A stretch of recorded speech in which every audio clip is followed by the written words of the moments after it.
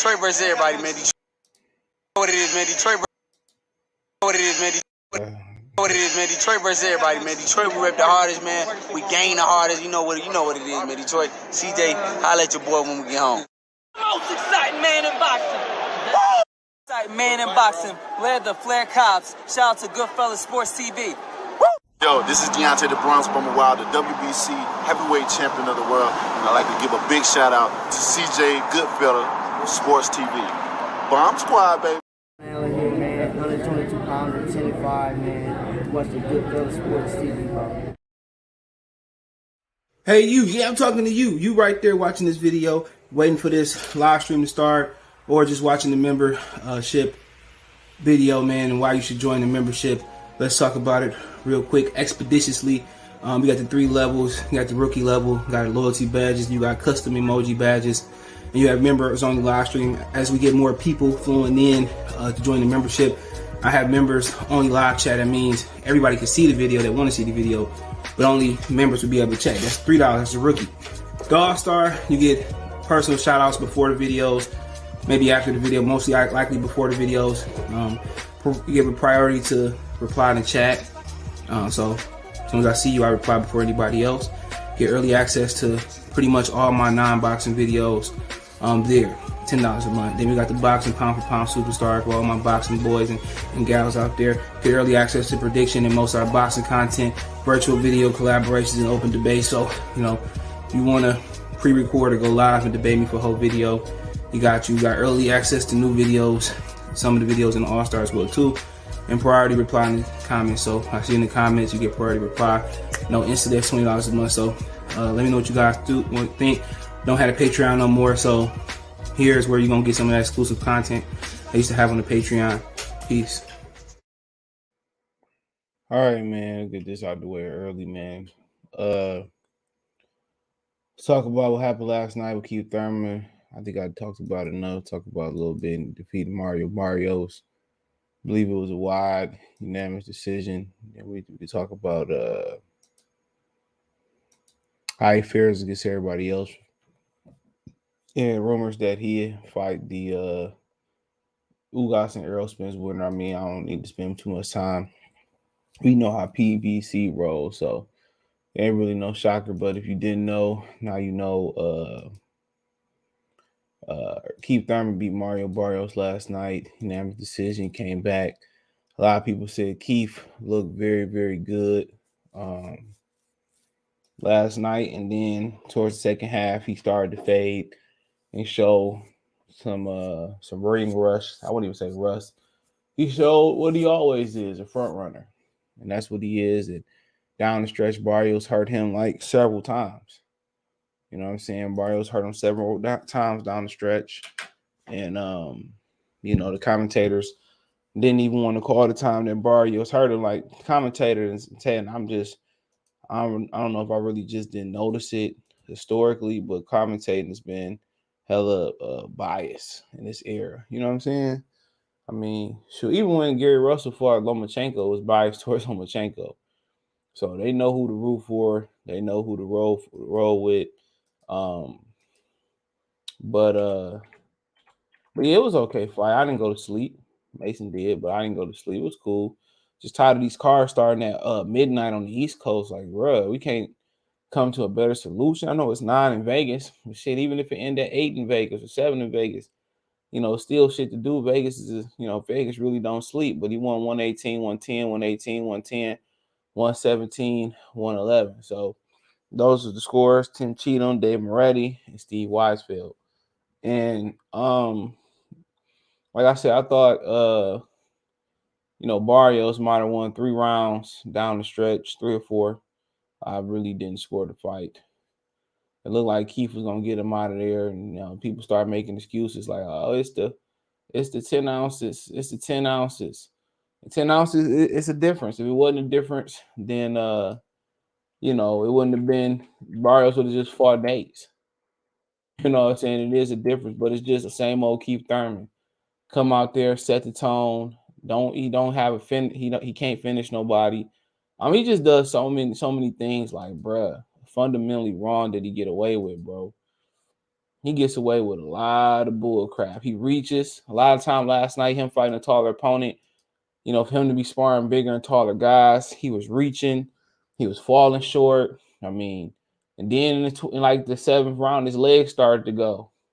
If you pay attention in the 7th round, his legs started to go, and he started to kind of, revert to what he do is move a lot around the ring. And he really didn't have the conditioning that he used to have neither. He never really had conditioning. Diego Chavez, he had conditioning like back in those days, then, even in the Danny Garcia fight, the fights I can remember him fighting, strong from beginning to end. Pacquiao, because he had to try to even attempt to get the win, which was close. Sean Porter, and I might be missing one, but just ones that come to my mind. Sean Porter and Pacquiao, the two that come to my mind. Diego Chavez, he fought to the end. I think that fight got stopped late.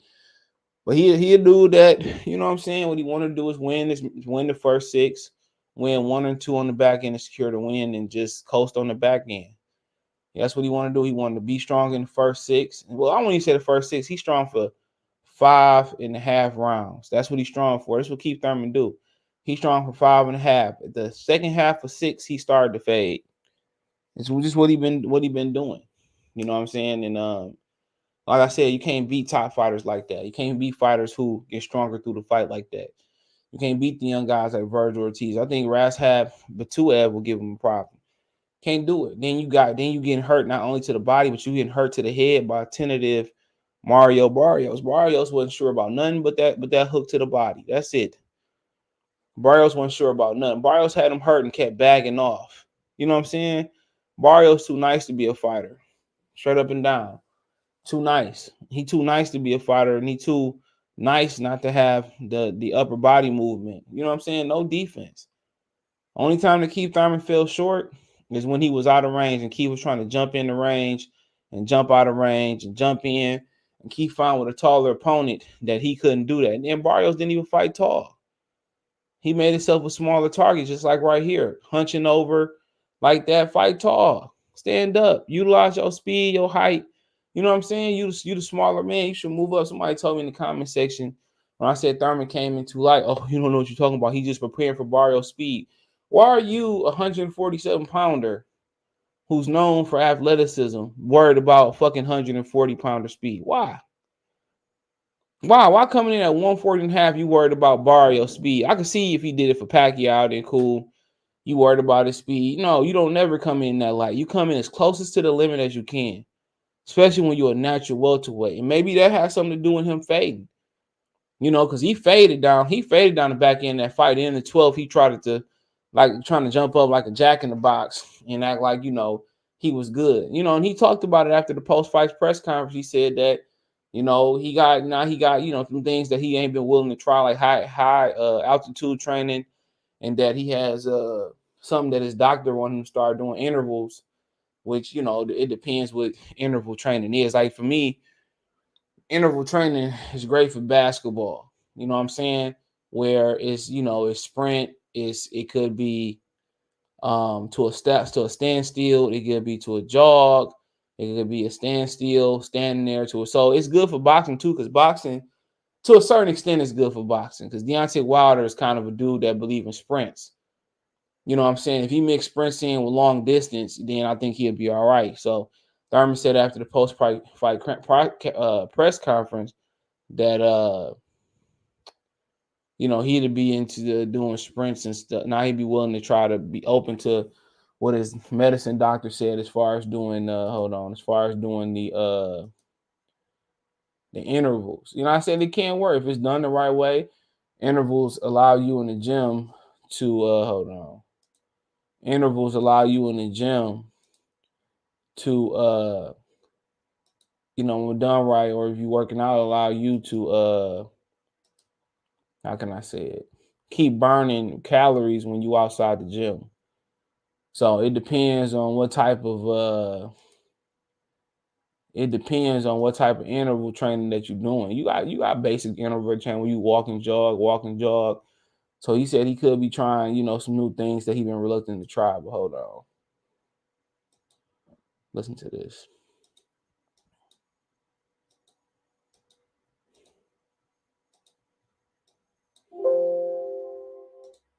It's not fun for a lot of fighters.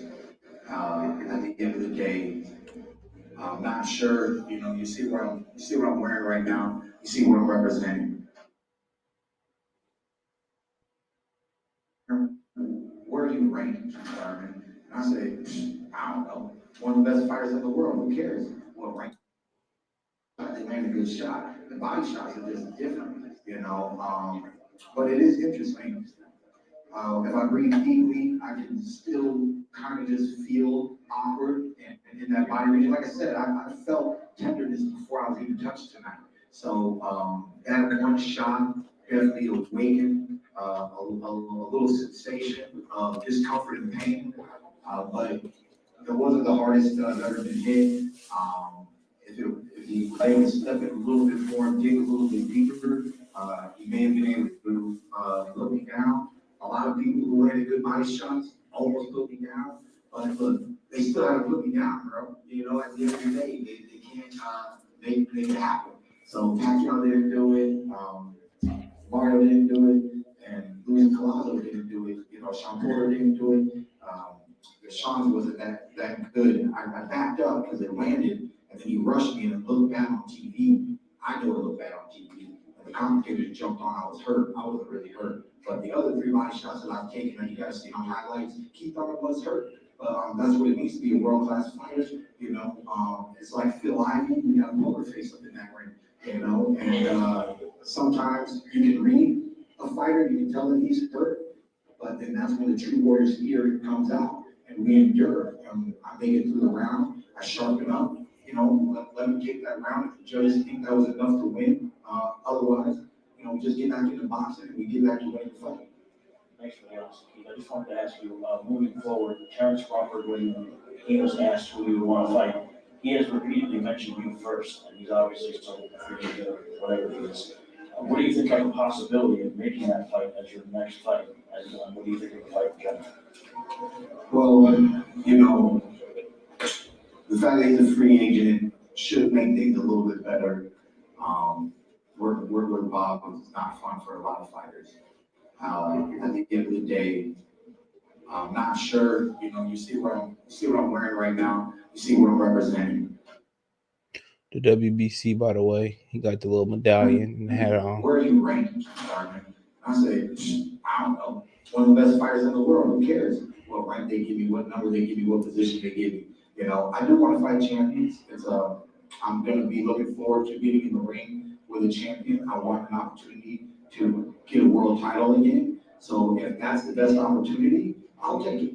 I always love great fights. I love making exciting fights in the welterweight division. But like I say, you see what I'm representing right now. So this might be the ladder that I'm climbing. So basically, he's showing the WBC belt. He's showing the WBC medallion. He got the whole hat on. So basically, he's openly ducking Bud. Okay, now, is it him that's openly ducking Bud, or is it, Al Haymon changed his route? And it's Al Haymon. So make sure you thumbs up the video. It's Al Haymon who's changing his trajectory on his career. I think he will fight Terence Crawford.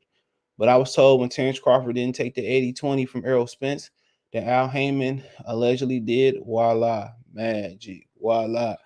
Fish stealing out, leaving magic. Voila. He did the magic, and he made Keith Thurman the WBC eliminator. Now, Keith Thurman, as far as the WBC, is not rated, and neither is Barrios. It's not rated inside the top 140 pound, 27 pounders, the top 40. He ain't rated. He ain't rated inside the top 140. So how can they be fighting? How can they be fighting for a mandatory shot or for a title eliminator? Not even if it ain't a title eliminator. How can they be fighting for a title shot? How can they be fighting for the semifinals for the title shot? You know what I'm saying? How can you be fighting and playing in the Eastern Conference or Western Conference Finals or the AFC and NFC Championship game when you didn't make the playoffs? We already went over this. They're not rated inside the top 140 pounds. 147 pounds or top 40 of the 147 in the WBC. That just let you know what I'm saying is probably 100% true. It's 100% true what's been rumored. Like I keep telling you about Al Haymon, everything coming to light now. He can't afford these fights. And that's common sense. Nobody needs any inside knowledge to know that this is true or fake or whatever it is or whatever. It's true. All of a sudden, it's free TV. You blink 5 times, now everybody going on pay-per-view. Now you hear Deontay Wilder basically said they don't have enough money to make the Ruiz fight. Then he go on the Kevin Hart little show where they in the ice, bucket and say that he might retire because they ain't got enough money for him no more. But then at the same time, they can't go out there and get the money that they offer from Eddie Hearn or Bob Arum. Like I told y'all, people keep saying, "Oh, Gary Russell said he could walk away when he wants." I'm telling y'all, he can, bro. I have 100% knowledge of that. He can't. Now he probably lost. He can. Gary Russell is not free. He not Denise Williams. I just wanna be free. He's not free. I'm not gonna lie on that man's name. He can't do what he want to do. He ain't free. These guys, when they want to do something, Keith Thurman wants to fight Errol or Terence Crawford. Keith Thurman is honest. He's been honest with us every step of the way. He wanted to fight Terence Crawford. When Terence Crawford said, "No, I don't fight Errol for 80-20," he said, "Forget it." Now I do think it's a coincidence. And I say I do think, not I don't. I do think it's a coincidence that now that Terence free, they broke. I thought they would find a way and they can house the fight. So I think what they saying is true. They don't have the money no more. They had $1.5 billion. Allegedly, Al took his 5 off, took the 0.5 off top. They had $1 billion. When was the first PBC fight? Somebody let me know. L5 player, salute. I've been told you, it's just common sense, bro. It ain't no haterade. I don't mind if they fall, how they moving. But in the contracts that was shown on the internet, allegedly it said, because I don't know if they was real, allegedly it said Al Haymon takes less than the 33.3% or whatever it was rate. It's anywhere from early 20s to 10%. He takes between the 10 and 20 some percent. He takes a reduced rate to have power. He gives you money back. You're like, oh, you only got to give you 10% of what I'm making instead of the going 33.3. But in return, he got power. Bernard Hopkins I got to find this interview with Bernard Hopkins. Bernard Hopkins said this when he started working with Al Haymon years ago. He said that, man, these fighters got to get control of their career.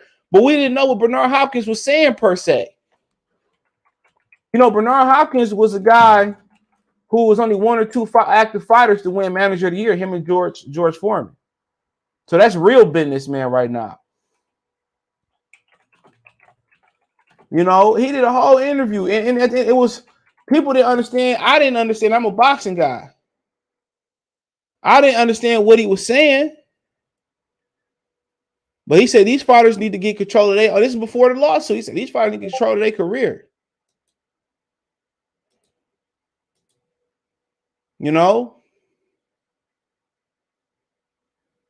So crazy. Make sure you hit the thumbs up button, share the video. Salute. Quote AB Keith is cooked. Here you go. He got his ass cooked. He got cooked. Yeah, they started back working the next day. I guess it was just like a little glitch. I was gonna look into other. I'm gonna live on my other channel. I was gonna look and check it out. Motor City Sports Talk. I was gonna go live on my other channel. I did go live and they started working again. So it's just sometimes probably a little glitch. Mommy, I just woke up. I was gonna go back to sleep for another hour. Let me get up and do this. Then I rewatch Book of Boba Fett, watch a movie. Then I'll just kickstart my day. He says, Slot Tendency salute. Appreciate being a member, much respect. Duran. Drizzy KO said the last couple PBC fights make me appreciate Bud Boxsize more. He's the ultimate finisher. Well, that's an anomaly in boxing, bro. Like it's always been. Sometimes it seems like it's more finishers than not, but being able to finish consistently is a trait. Better BF, New UA most of the time. Those guys are finishers. When you can move up and finish guys, that's an elite trait. Josh Taylor don't even finish guys like that. If we being real, it's only it's a select few. You see Charlo step to Castanos. Guys stop falling, getting knocked down. You know, he ain't a real puncher. You know, Jamal Charlo move up. He ain't a real puncher. Canelo moving up, he's stopping guys. But at 54, he wasn't. You know, but Crawford stopped Thurman with a body shot. Anthony Ware, Daniel Cooper, shout out to Vergil for 10 ounces. He didn't say Barrios. I don't think it would have mattered. Keith Thurman just not a finisher. Keith Thurman just not a finisher, bro. I don't think the 2 ounces. I mean, they matter. Don't.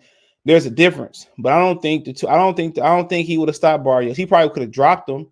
If he did stop him, it would have been based on cuts. But Rivals ain't a punching glove. He one of the few American fighters that I see were rival. So, you know, maybe if he were one, and he hurt his hand. Sheesh. I mean, why ain't I talk about that? So I had to go back and watch the post fight. If Fox cut it. Yeah, on their YouTube channel, they didn't even get the full interview. He said he hurt his hand. He said he hurt his hand, man. So that's crazy. So yeah, he hurt his hand, bro. So he said he hurt his hand in the 3rd round, bro. I said before, man, can't count on Keith.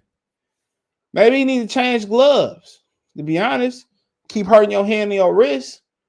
He might need to remember them Asian. What was the name of them Asian gloves Floyd fought against Arturo Gatti? I forget what they was called. They say they was pillows. Keith Thurman might just have to stop. Keith Thurman, he punched dumb. I'm just sorry. The way he throw his shots is just you watch the him hit the bag, it just make you feel uncomfortable, bro. You just looking like You know what I'm saying? The way he punched, bro, the way his elbow flare up. Keith Thurman might need to request more tape on the wrist maybe somebody should invent something that go on the boxing wrist. Obviously, it can't be hard. That give you more stability because the tape is to stabilize the wrist and the glove for being on there, but it also helps stabilize that wrist. And maybe Keith Thurman need to request a little bit more tape on that wrist. Or maybe somebody need to invent something. It's a good idea for some people y'all invent something that stabilizes the wrist on the hand. You see what I'm saying right here? Hold on. This tape. Something right here that maybe, because I think he needs to switch his gloves, bro. That's something that nobody talks about. He keep hurting his hand. He do punch dumb, but maybe more padding around the glove. Find out them gloves that Floyd used. They was called something. I'm not even gonna butcher it. Johnson salute. He said, you see the article in the Mirror site that Al Haymon and Mayweather sued over Logan Paul fight. Not surprised. I seen in the Discord, you got to go do long distance with sprints. Now, I in boxing, I agree with that, but intervals probably would help him, though. I do agree with that. Keith, after a loss and almost 3-year layoff, has a shot at 3 belts after beating someone else who's out for loss and moving up in weight. This is why boxing is dying. Keith wasn't even ranked Javier Logan. Money, I need that. Money, you do it. I need that sound clip by Juicy J. Money, you do it. Or no, I need the other one. The one with Yellow Wolf. A gun plus a mask, that equal cash.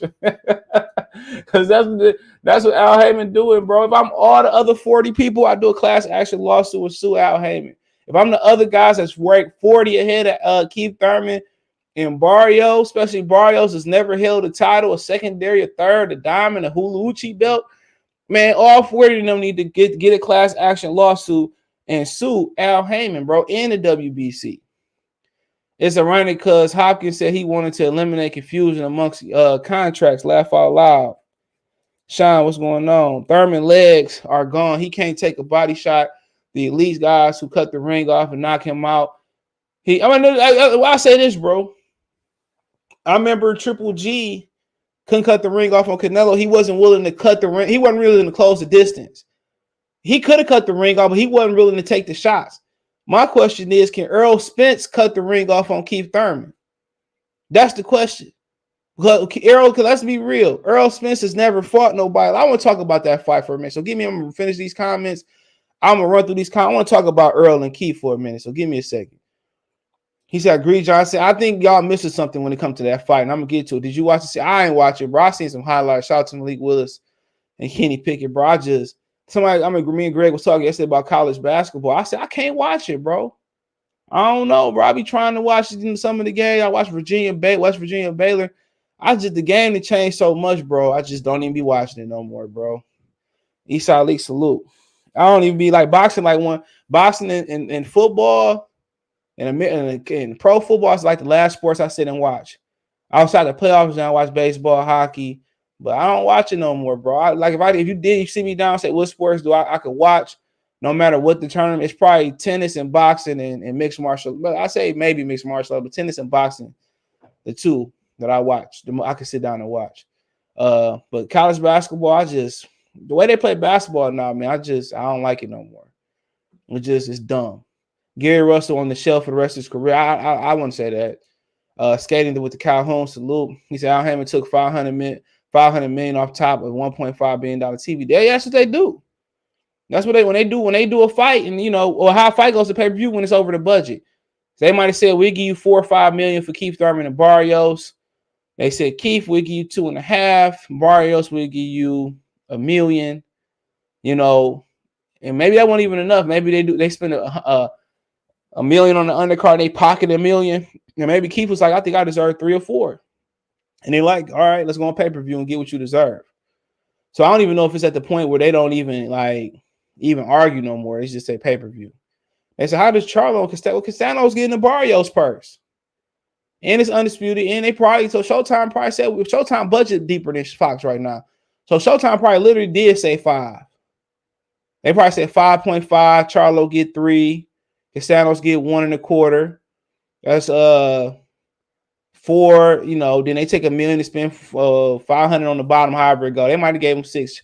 Showtime budget is better. Minimum Sports Talk say the commentary was funny as hell last night. They was gassing up Keith like my own. Yeah, that was because Keith is a Fox employee. Can't see Keith Thurman I can't see that Keith Thurman has better days. Al Harvard educated. He's only making moves when he comes out ahead. I mean, at the end of the day, what he gonna do now? He got 2 lawsuits, and it's rumors that other people trying to sue him, and that's why he don't come to the fights. And allegedly, he stopped coming to church. When he took his church to mama, take his mama to church every Sunday. So you can't serve somebody you can't find. So we talking about he always come ahead, he do, but at the end of the day, if you can't pay the 1.5, well, I heard he was paying it, he paid it back or whatever. But apparently, who knows? They got other, allegedly, according to some of these lawsuits, they got other people that's buying and selling the sell tickets. Y'all not ready for that conversation. During Keith's long lines, obvious that he don't go to the gym and well, maybe. He always got tired of all his fights. So, he said how you let someone naturally smart and he hurt you to the body was. I think Barrios can punch, bro. So I'm not surprised. Barrios can punch harder than Sean Porter can.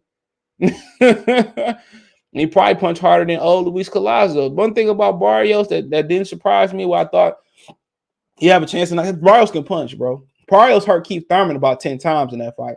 And probably 89% of them came in the after 6.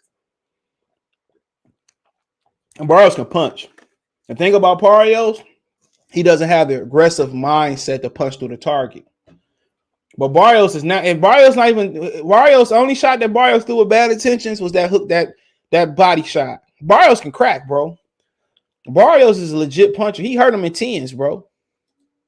Barrios can punch. I've been told y'all, people talking about, I don't think he hit that hard. Like, what is y'all watching? Barrios can crack. He a natural puncher. He don't have to throw hard to hit to hurt you. Said Bernard was telling Fox control their career as he did in the second half of his career. He said Keith was going to always be a get back. Yeah, he hurt his hand. So he said he bruised his knuckle, whatever. Like I said before, glove change, but it ain't going to get no better, bro. You can't hurt your hand versus these killers. Keith was trying his hardest to stop Barrios. Keith ain't nothing but a glorified gatekeeper at this point, in my opinion. He borrowed time. He just ain't no finisher. A lot of those times when he hurt Barrios, he would hurt him, and then he would spring back inside. And Barrios wasn't that hurt. You know what I'm saying? That's why I said even with Ace, he would have knocked down or cut Barrios' work, but he wouldn't have stopped Barrios. Keith don't know how to follow up and finish. Watch Keith hit him, then he hit him with another shot, or he jumped right in. Keith don't have the highest IQ. I'll keep saying that. Keith can barely put 5,000K in his pocket, 5,000 people. That shit was empty. Excuse my language. That was it for sure. I don't think Keith got the legs no more. He gonna be caught between shots. Telling y'all. He says, look, Techno. He said Keith killed that boy. Well, that's what happened when you got a big nose. Look at his nose right here. Come on, that's just what his nose, and he did swell it, but he got a big target. Barrios was all over Tank until he lost last night. Made it clear Barrios was compromised from the weight drain when he fought Tank. His punch and durability were improved. Yeah, he said, yeah, Reed just said that too. He said, did you see when they had Keith read that poem before the match in the first weekend of the Black History poem? Yeah, I read that, bro. And yeah, come on. And that definitely made me not want to buy the fight. I wasn't buy no. Gary regulates the fight once because they don't want to give Gary fights. Y'all be getting on. Y'all talk about Gary, but don't talk about nobody else. Keith Thurman ain't fought since 2019. Earl Spence ain't fought since December 20. Earl Spence been fighting once a year for the longest. But don't nobody say nothing about Earl Spence, though. That's messed up, though. Y'all do that to Gary Russell. And y'all know why they do that to Gary Russell? Because him and his pops and his brother, they hardcore black people. I don't even know what to say. They really into hardcore activism or something. Like, I don't even know if that's the proper word. But that's why they turned Gary into a villain, because he believed in blacks first. You know what I'm saying? Now the rumor is Leo Santa Cruz gonna fight Mark Mayasso next. I told y'all that was gonna happen.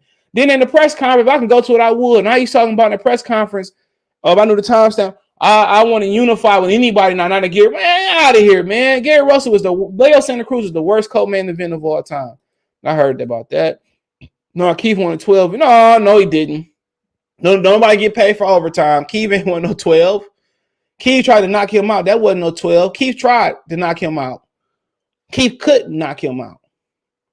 Nobody want to go 12, especially when that boy was close to knocking your ass down a couple times. Nobody wants to go 12. No fighter wants to go 12 and not get their check a minute earlier. You know what I'm saying? No, Keith Thurman is somebody who was doing what Sean Porter did early in his career. They were stopping a lot of guys they were supposed to, and then when it came to move up to stop these other guys, they stopped getting stopped. He said, I think Keith actually looks healthier or something, that he has something. No, I don't think so. I think the second half of that fight tells everything. Shout out to Boxing Logic United. He said away that about Gary Russell because he ain't no yes man. True, and that's what happened when you get those them hardcore black. I don't even know what to call them. I just woke up. Here you go. Appreciate the super chat. Tell them to bring me my money. Yeah.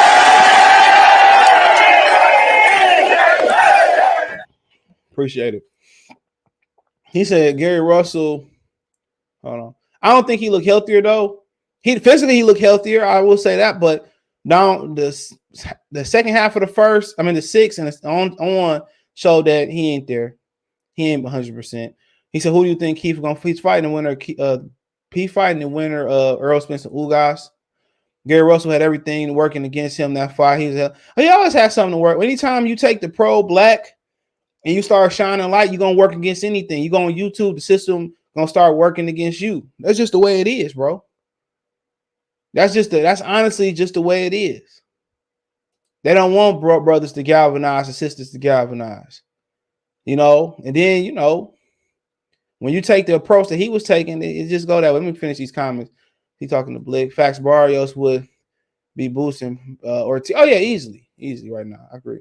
Leo is born. Why they keep putting him on pay-per-view? Because he a name. Thurman was trying to get him out of there in the 12. He tried to get him out of there, and a lot of times in the first half of the fight, couldn't do it. That Mario Barrios we seen last night was the best Barrios we seen. Better than the one that fought Tank. I agree. Free 313 salute. He said, "What's going on? You watched Ben? I didn't watch Ben Rodriguez last night. So I heard he won. Shout out to him. He won the Reggie WBC, wasn't it? Leo earned $500,000 for a fight. Cabal earned $150,000. So cue the guy. Salute." He said, "Do you think they gonna match that?" No, he's fighting the winner of Ugas and Errol Spence. So I mean, come on, we all know how this go. Coach Malachi called that a couple months ago. But let's talk about him versus the field. And we all assume that Errol Spence gonna beat Ugas. Ugas don't got a chance in hell. I have some information on that tomorrow. I'm not even gonna share that. That'll be videos. If you part of the Discord, you would have got the information. And right now, I'm gonna go ahead and just do this. I think I sent the link. So if you join a membership, check the community tab. I think the Discord link in there. If you haven't joined and you part of the membership, if you want to join the Discord, Cash App me $5, you get in the Discord, or you can just join the membership, $3 a month, $10 a month, $20 a month. Join any tier. And Discord is a private chat, bro. Sometimes we stream stuff. I was too tired to stream last night in there. I was barely awake, bro. I was on fumes last, and plus it wasn't worth going live at the fight either. So hit me up, join the membership, hit the join button, not too far from the subscribe button on your screen, or you can hit me up on social media, Cash at me, let me know it's you, and I'll send you the link. So Twitter, link in the description, Facebook and Instagram. Don't forget this episode to be on the podcast in the morning. On Spotify, Goodfella TV podcast, and on Anchor, Goodfella TV podcast. You can listen to ad-free, and when you listen to it ad-free, you can help me and subscribe and follow me there. You can listen to more. We can get more platforms going like Google Podcasts, Apple. So, yeah. But we here, right? So this is the fight I want to talk about real quick. Well, I ain't going to say real quick. But one of the fights I'm going to talk about, I mean, we could talk about Radzhab at Butaev, David Vergil. We could talk about Jaron, Ennis, Vergil, Ortiz, Terence, Crawford. And they was just trying to get Keith Thurman Sean Porter unretired last night. He had the Danny Garcia closing collection on. And Sean, like, he's still staying in shape, you know. And I mean, it's only December, January. So it's only 2 months after his fight, but he still look like he's staying in shape. And, you know, everybody always think that he coming back. He said he's not coming back. So, I mean, we have to wait and see. But for the right offer, he'd come back. But apparently, you know, this fight that could be next. And everybody think that Errol Spence is just going to walk through Keith Thurman. And I don't just think that's true, because one of the reasons why I don't think he's just going to walk through Keith is because they both weight drain. And Errol starting to fade. He started to fade at the end of fights as well, too. When you look at a lot of the Errol fights, he started fading, bro. The Mikey Garcia fight was the first fight we actually started seeing him fade. To put it in perspective, bro, since he fought Kell Brook, he's only fought, and that's 5 years ago, going on 5 years ago come May. He only fought 1, 2, 3, 4, 5 times. So he only fought 5 times going on 5 years. So by the time he fight Kell Brook, it'll be about, right, by the time he fight Ugas, which I heard they got a new date, a new venue. You got to watch the channel in the morning, or if you join the Discord, you would have seen it. He only fight almost 5 times to the date. almost 6 times to the year to date. And those 6 fighters after Kell Brook were Lamont Peterson, Carlos Ocampo. He got a new name. Manarinez, Carlos Ocampo, Peterson, Ocampo, Mikey Garcia, Sean Porter, Danny Garcia. But ain't nobody talking about he need to be stripped. And all his wounds have been self-inflicted. So he only fought 6 times in 5 years since beating Kell Brook. You know, as a prize fighter, he's only fought, in my opinion, as far as the level of top 15 guys that I rank as serious contenders, Algieri, Bundu, Kell Brook. So Kell Brook, Peterson, Campo, Garcia, Sean Porter. So 8 times. In my opinion, he only fought 8 times on the world level. If you want to crown Chris Van Deer, Emmanuel Lartley, and Alejandro Barrera, you know what I'm saying, that make 11 times. So, like I said before, nobody really pressing him about his inactivity. One thing I will say about the Keith Thurman fight is something, and I'll say this about Terence too, a little bit, and I'll get there. His movement gonna get him problems, bro.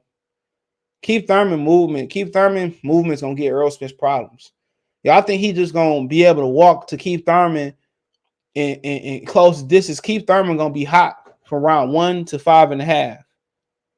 Keith Thurman gonna be hot as fish grease, and it kind of remind me of Triple G when we thought Triple G was elite at cutting off the ring and Plum got, like I said before, people say he threw 1,000 shots versus Mikey, and I don't care how many shots you threw, how many effective shots did he throw versus Mikey.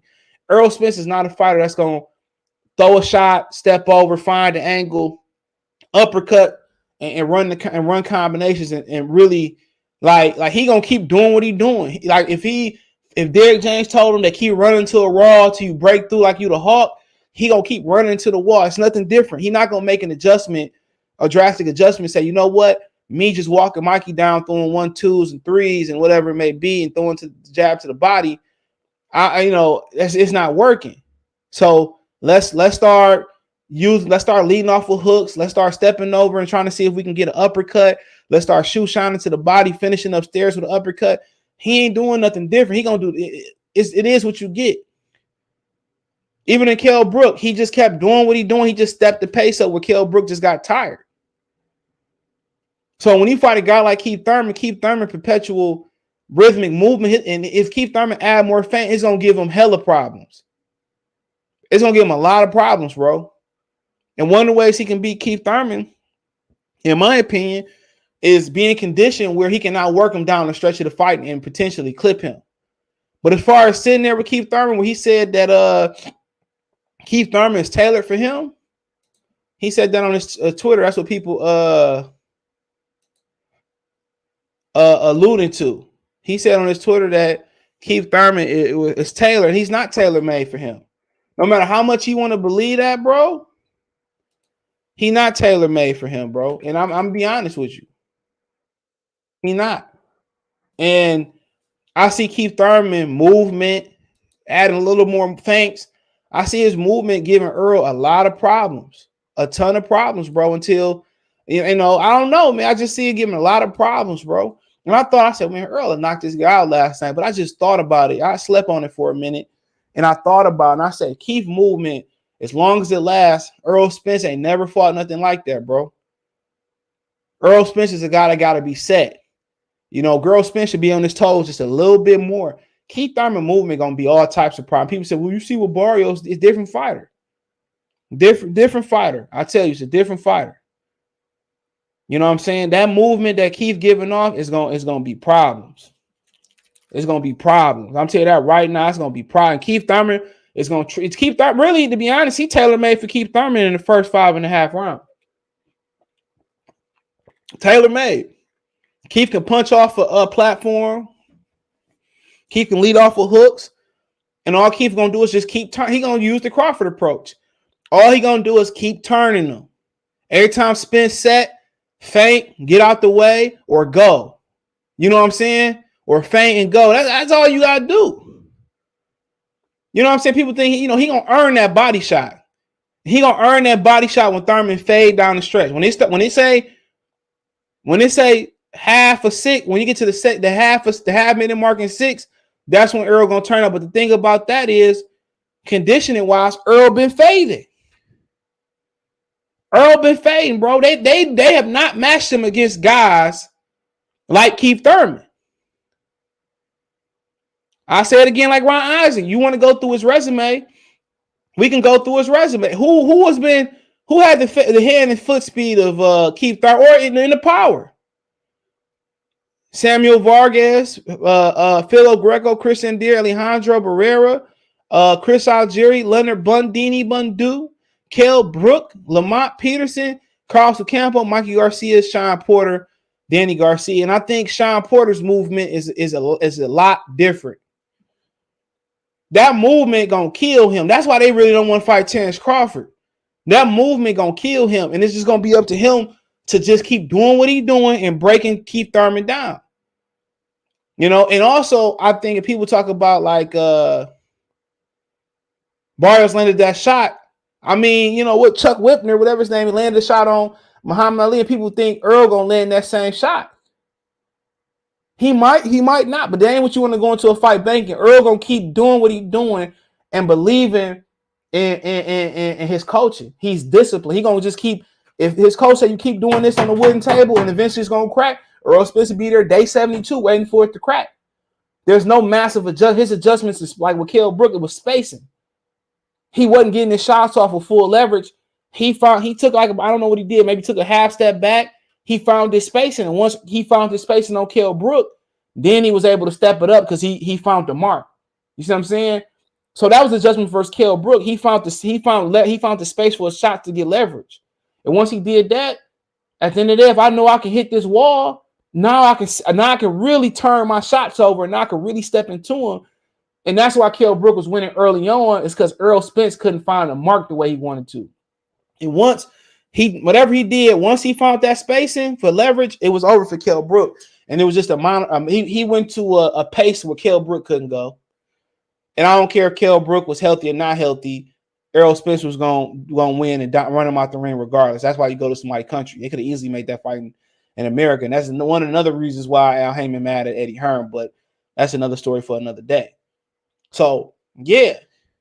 But the difference here is this dude ain't no Kell Brook. Even this version of Keith Thurman. Keith Thurman going to give him something that he never had in the ring as a professional. Maybe in the amateurs he had it for 3 or 4 rounds, but he going to give you feints.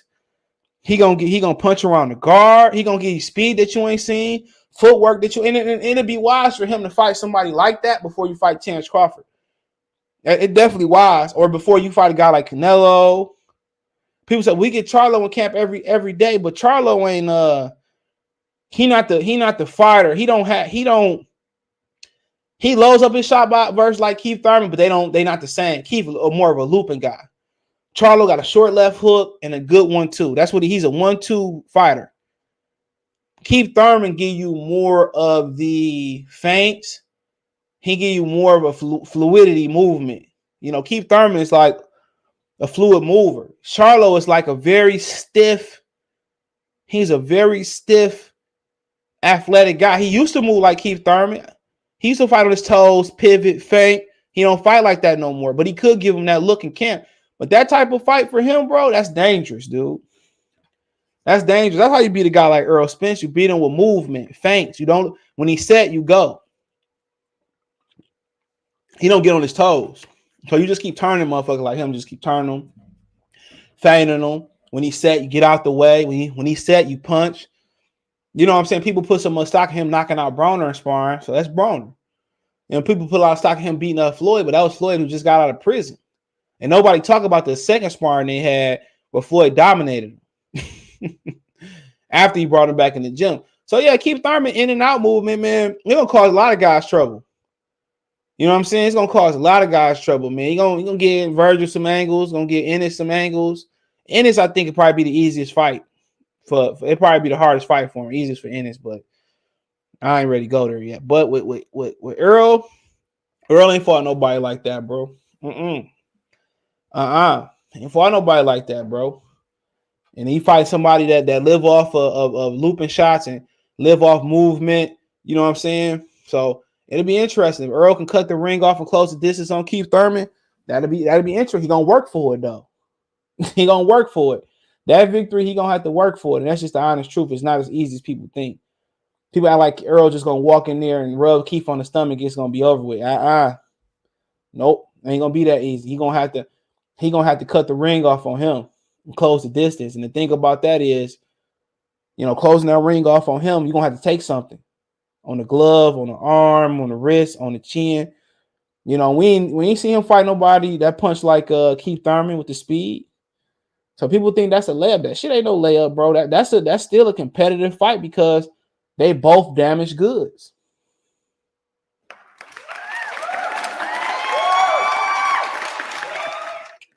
They both damage goods, bro. They both starting to fade. Now, if Errol still was step in condition and stepping up his work rate, now I favor Errol heavily. I favor him heavily, but appreciate the super sticker from Kid Bud. Appreciate it. Like I see it on. Appreciate that. Thank you for your patronage. So yeah, I can understand that, but right now they both damaged goods. He got tired beating on Danny. He got tired beating on Mikey Garcia. What happened when somebody get the beating on him? You know what I'm saying? So that shit ain't no easy fight like we think it is, bro. I'll tell you that right now. Keep Thurman athleticism and perpetual movement make it tough that always make it tough for everybody. You know what I'm saying? That's why, you know, it'll be tough for Bud too. Even got like Jaron Ennis, you know, them type of guys that They live on spacing. They live on leverage. Ennis can just get leverage off of anything, but with Keith, you gotta catch him or wait till he slow down. He said, salute to you, Coach Malachi. Shout out to Coach Malachi. So Keith Thurman come back 23-24. He said he had a bruised knuckle. So I'm not sure. I just might think he need to change his gloves. He the only American fighter that I know use rivals. I said, I think it's a UK glove. Only thing I analyzed from pay-per-view yesterday was KW is no longer engaged. Ring up. There you go. Somebody peeped that out. I didn't peep that out. Now, of course, he's not at his peak, but he's looking better than expected against Barrios. I seen him fade a little bit at the end, but that's what he do. That's what he do. He fades. Hey, Leon Muhammad said AB is a real one on the beauty shop page, bro. Oh, shout out to them. I mean, he ain't real. I mean, he just telling us how it is. So I think Keith gonna catch Errol. And Errol can catch him. Yeah, we go two-way street. Al Haymon won't get Gary Russell more fights and more money. Well, it's about the fights that he won't. You know what I'm saying? He want unifications, and now Leo about to unify. As soon as he loses belt, put some pressure on Leo. I told y'all that was happening. I had no inside information. It was common sense. It was common sense. He said facts. He hasn't had a mandatory in 3 years. He said 75K buys. Needed Saturday night to pay Keith Thurman $2 million and a quarter, $2.25 million, $1 million. We'll see. Bomac said Saturday said years ago to Keith was the hardest fight for Bud. Give me 1 second. Yeah, I can see that. The facts Thurman can catch Spence with some shots early. You know, he just punch around. He try to loop around that high guard. If Thurman gets caught with a body shot, it's a wrap. Yo, you see, Barrios, that's subjective, bro. It really is. That's really subjective, bro. Barrios has got a good left hook to the body. Palazzo caught him with a shot he ain't brushed for. Who is Errol Spence hurt to the body? I just can't remember nobody. Who have Errol Spence? Who have you seen? Who have you seen Errol Spence stop to the body or hurt to the body? Campo got to be on the short list. Y'all calling people a body puncher because he throws shots to the body.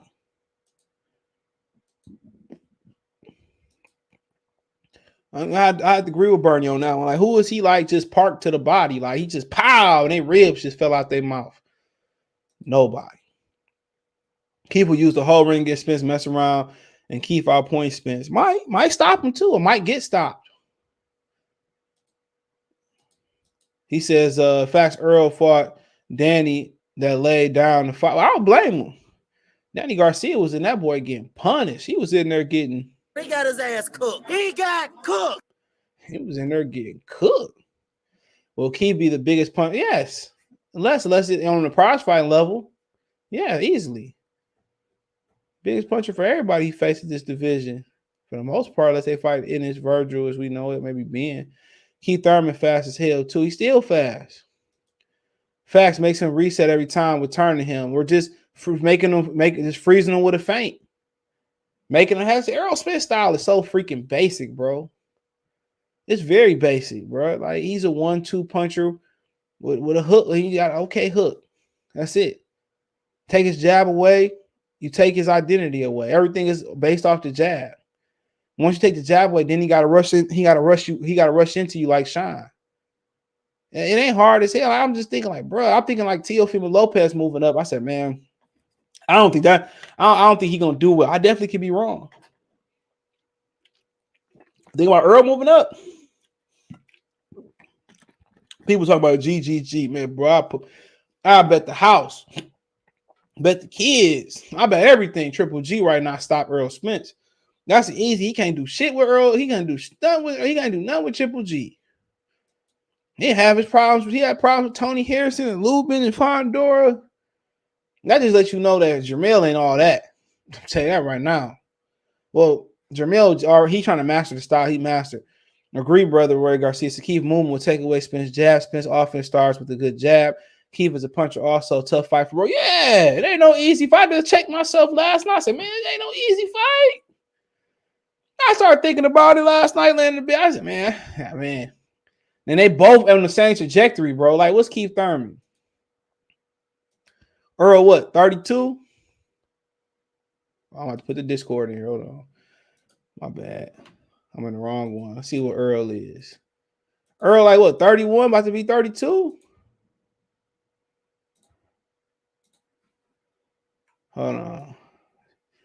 Keith Thurman, like 33, ain't he? He 33. Just turned 33. Yep, he'd be 32 March 3rd. Errol Spence. So, yeah, ain't no easy fight. They both got their injuries. They both got their injuries, bro. Yeah. I'm like, they both at the same part of their career. They both on the same trajectory. Man, Keith can't even beat Ugas. He was done around. I don't know about that, bro. Errol might not be able to beat Ugas. Y'all looking at, oh, he just ran. I think if Keith Thurman had to fight Barrios like he did Pacquiao, he would have been able to do it. Keith Thurman knew he was up and started putting rounds in the bank. He did the same thing Eubanks did. He went. That's how he fight. Keith Thurman to run through you in the first 6 rounds, and then he'll just dance on the back, and he did it to Danny. He get Ugas a tough fight too. Ugas a good matchup too. Ugas gonna make him work. That's what Spence gonna do. They gonna make him work. But you gotta understand what Barrios did. What Barrios did, catching up with him athletically wise, and pinning him in the ropes. That's tough to do. You're gonna take some shots. Y'all looking at, what all Barrios did. All you gotta do this. I'm telling you, gonna take some shit. You're gonna take some shots, bro. It ain't easy. Y'all gonna be talking about, man. Y'all don't understand style make fights. To be honest, Barrios got a little bit more pizzazz to his style. Errol is a 1-2 fighter who is flat-footed. He don't get up on his toes.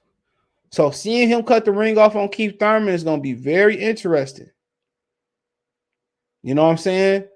He was able to catch shine on the ropes a couple times, but it's a different ball game. Because you getting hit with something real. So you gonna move his head. People talking about his defense is good. I don't see that. He just ain't fighting nobody. We're gonna have to see his defense in form, because Keith Thurman gonna loop around that guard. I'll tell you that right now. And Keith Thurman his footwork is gonna determine that fight. He said on the Brook, yeah, that's why he was getting tagged up versus Brook. It's just that he had to find his sweet lever, his sweet distance. And when he did that, that fight was over with. He said, can Spence take Thurman power the first one? I think he can. I think he will. I think he takes Spence. Thurman don't follow up. Thurman give you opportunity to clear your head. He definitely gonna take the shots. It's just gonna come down to can he win enough points, or can he stop Keith Thurman? And his conditioning right now, what we've seen in his last fight, I don't think he got enough conditioning to stop Keith down or make Keith work and stop him down the stretch. So, can he outpoint Keith is the $1 million question. And I think down the stretch, him pinning Keith on the corners and I think he outpoint Keith in the 9th through 10th, through the 7th through 12th. He'd outpoint him.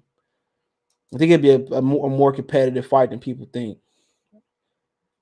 He said fighting Errol Spence, Keith Thurman should mandate VADA testing. He ain't take VADA. They ain't take VADA till late last night either. Also remember Keith picked the pace up based on his. Yeah, he did it versus Manny Pacquiao. When he had to get a win, he picked the pace up. That is true. If he feel like he winning, he'll put it on cruise control down the backstretch. So yeah, he did pick it up versus Pacquiao. Even his power different from anyone Spence. Well, Spence ain't fought nobody, bro. Spence ain't fought nobody who could walk and chew bubblegum. Trying to tell y'all that, bro. Spence ain't fought nobody like Victor Postal, bro. A good Eastern European upright fighter with good footwork. He ain't fought nobody like that. I'm telling y'all. He ain't fought nobody like that, dude.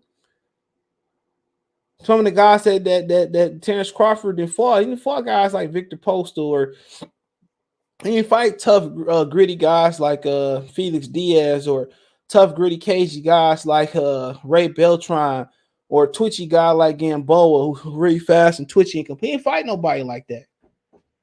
If you look at his resume, bro, all these dudes is tailor made for him, bro. He being match made a specific way, and I'm being dead serious. You look at Danny Garcia, unathletic. Sean Porter, athletic but lack punching power. Mikey Garcia, he was there for the pay-per-view, can punch, but lack output and lacks output and lacks the ability to get his shots off against bigger opponents. Ocampo was the mandatory. Peterson was old and faded. Kell Brook, good fight, but coming off a loss, a broken eye. But I just think that he just lacked the athleticism and the pace to keep up. Bundu, good cagey guy who Keith Thurman couldn't put away. Chris Algieri, good cagey guy. So who we see here that great footwork and speed, even if they ain't got power. Who here slick, and got perpetual movement? Maybe Sean Porter. Peterson, I mean, he was old. So there's man, he been matched. That's why they don't want to put him in there with Bud, and that's why they did want to put him in there prematurely with Keith. Telling y'all, it's a reason why that fight with Keith didn't happen, bro. Errol Spence was not ready for that ass whooping. I'm telling y'all, man. I'm telling y'all, they protected Errol from Keith. It looked like the other way around, but they protected that man. He wasn't ready for Keith. Not in 2017. He would have got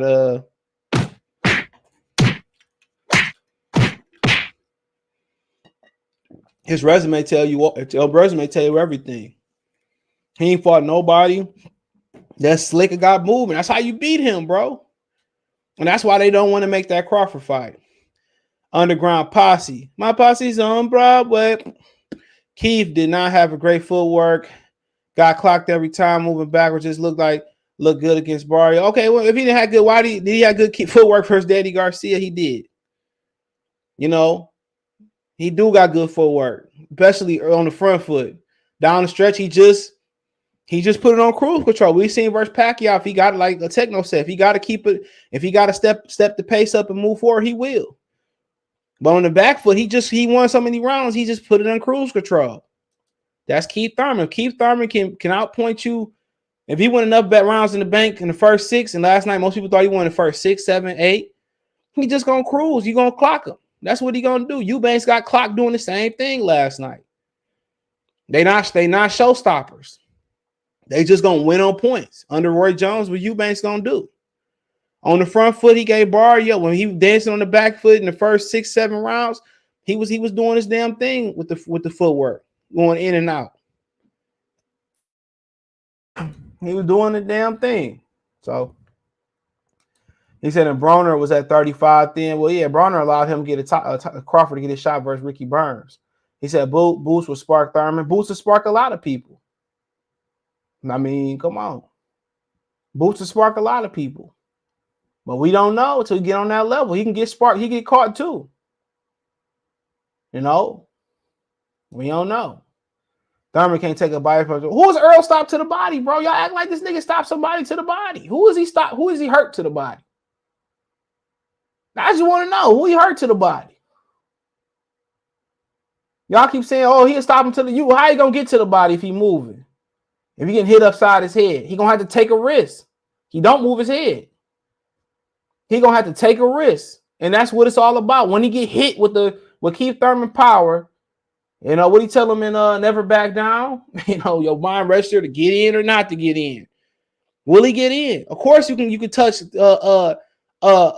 Sean Porter body and little Mikey Garcia body and all this, and because can you touch Keith body? That's the question. In the first, can you touch Keith body? That's the question. Barrios did. And when Keith started fading, Barrios did. But you don't want to bank on somebody started to fade. You don't want to get rounds away. One thing I would tell you, he has never fought anybody with the boxing qualities to Keith Thurman. You point him out. As a professional, who has he fought as athletic, hand speed, even the Keith Thurman last night, punching power? Who he fought like that? Who he fought like that, bro? I'll just wait for the answer. Keith will get early. It'll be a good fight. He probably lose. It'll be a good fight. I think he gonna walk through Keith, bro. Nigga didn't walk through Earl, didn't walk through Kell Brook in his prime. Y'all be killing me, bro. And Zach Earl is just much diminished. Yeah, they're perfect. I mean, honestly, they pretty much on even platforms here, there. Appreciate for being a member.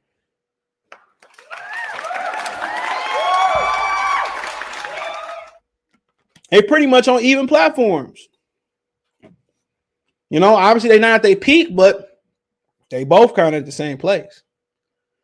He said, bro, I agree a lot with you said. Keith looked horrible out here. Keith don't do well being attacked. He did. But, you know, when he fading down the back, yeah, of course he don't. You looking at the back half of the fight. I'm talking about in the first 5.5 rounds, he looked good. Down the back half, legs started to go. I agree, look bad. But that's what he do. That's what he do. The Josito Lopez, he got caught the same way. You know, Sean Porter, he fought a full 12. Pacquiao, he fought a full 12 because he had to. Keith Thurman will dig down. When he feel he got you up, he did the versus Josito. Every time he get caught, the Eubanks fight were identical besides the knockdowns. You know, you keep saying though, Errol Spence been fading down fight. How you get tired punching the punching bag with Danny Garcia? How you get tired punching the punching bag with Mikey Garcia? I'm just trying to figure out. I can see Keith Thurman getting tired running all around the ring, trying to run out the clock. How you get tired from beating on somebody all day? Ain't you supposed to get like an adrenaline rush when you about to try to stop somebody? You land 3 or 4 punches in a row, and you get tired from beating on somebody, bro. Come on, how you get tired from beating on little Mikey, bro? Like, come on. Come on. Fax Thurman gonna hit him hard. Like I said before, I still ain't got an answer. I'm still looking. Who is Errol Spence fought like Keith Thurman, bro? You can say the same thing about Terence Crawford. You know, he fought Gamboa fast, power puncher at 35. It's the only comparable guy I could think of. Hank Lundy pretty fast, quick, but, you know, not as big as him. Keith Thurman, then he gonna still take a shot. Keith Thurman gonna hit you. He might knock these jokers out and be the best. Thurman got away with a lot of stuff against Barrios. He got away with it. So what? Come on, so what? Come on, when you can punch a little bit and you fast, you get away with a lot of stuff. So keep saying that Earl turned his back after he got hit in the 12th round versus Danny. It's a complete crapshoot. What we're going to see from Earl, Keith will get chopped up by the young bull. You can say that though. I agree with that. But if Keith not kill one of them young niggas, y'all gonna be crying. Because that's not out of the possibility. Experience is important. No matter how much y'all want to think. I seen a lot of guys like Jaron Ennis come in boxing, tearing shit down, lighting the world on fire, and they get in there with somebody that's real and they look ordinary. There's no ordinary love. Easy, salute. It's an underground, you smart man. You can say what you want to say. But like I said before, I challenge you to come on here and tell me where Errol Spencer's fought another Keith Thurman at. Or somebody that's half the attributes of Keith Thurman. Got the speed and movement and don't got the power. I challenge you. I challenge you. You show me somebody that Errol fought like Keith Thurman. Show me. Show me. Show me somebody with the speed and the footwork and the IQ. It ain't got to have the power. Don't exist. Don't exist. I don't want to hear him sparring Charlo neither. It's not the same. Barrios did not make adjustment. He couldn't make the adjustment. He tried. Just didn't want to. He didn't want to go balls to the wall. I don't blame him. If you feint Earl, that high guard is gonna fly up quick. Every fight he bang, and you got to run the combination. Skating with Calhoun, you got to run them combinations. When you fight somebody in the peekaboo, when you throw punches, they don't send a counter punch. Just watch how Andre Ward and Carl Frost defeated Arthur Abraham. That's how you do it. Step over, use angles.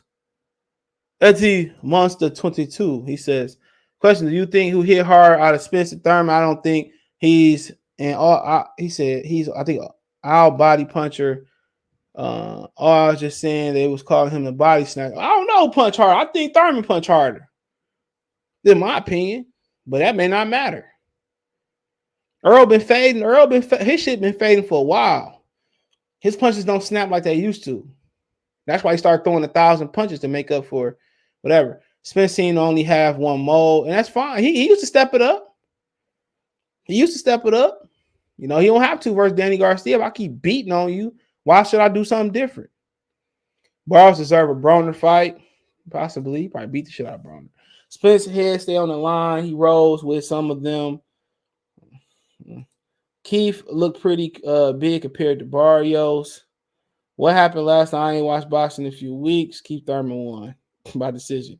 Exactly what I'm saying. It's going to be a tough because he haven't fought anyone with the speed and movement. It's going to be an adjustment. That's just all I'm saying. It's going to be an adjustment.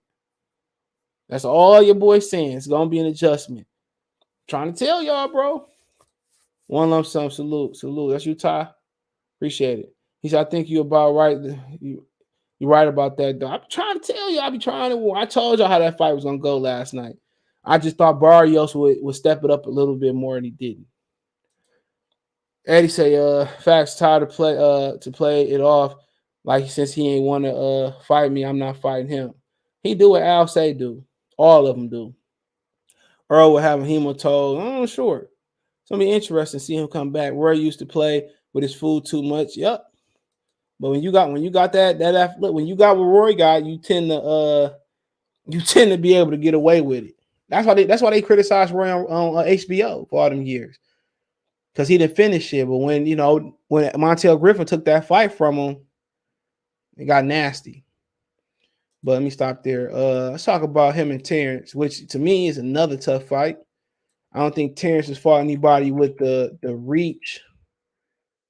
I don't think he's fought anybody with the reach and speed of Keith Thurman. But one thing Keith Thurman got working against him is I think he's fighting a guy that can take advantage of him winding up his shot. That's the number one thing I think about when watching Terence Crawford. Now, but give me a minute. I got to use the bathroom.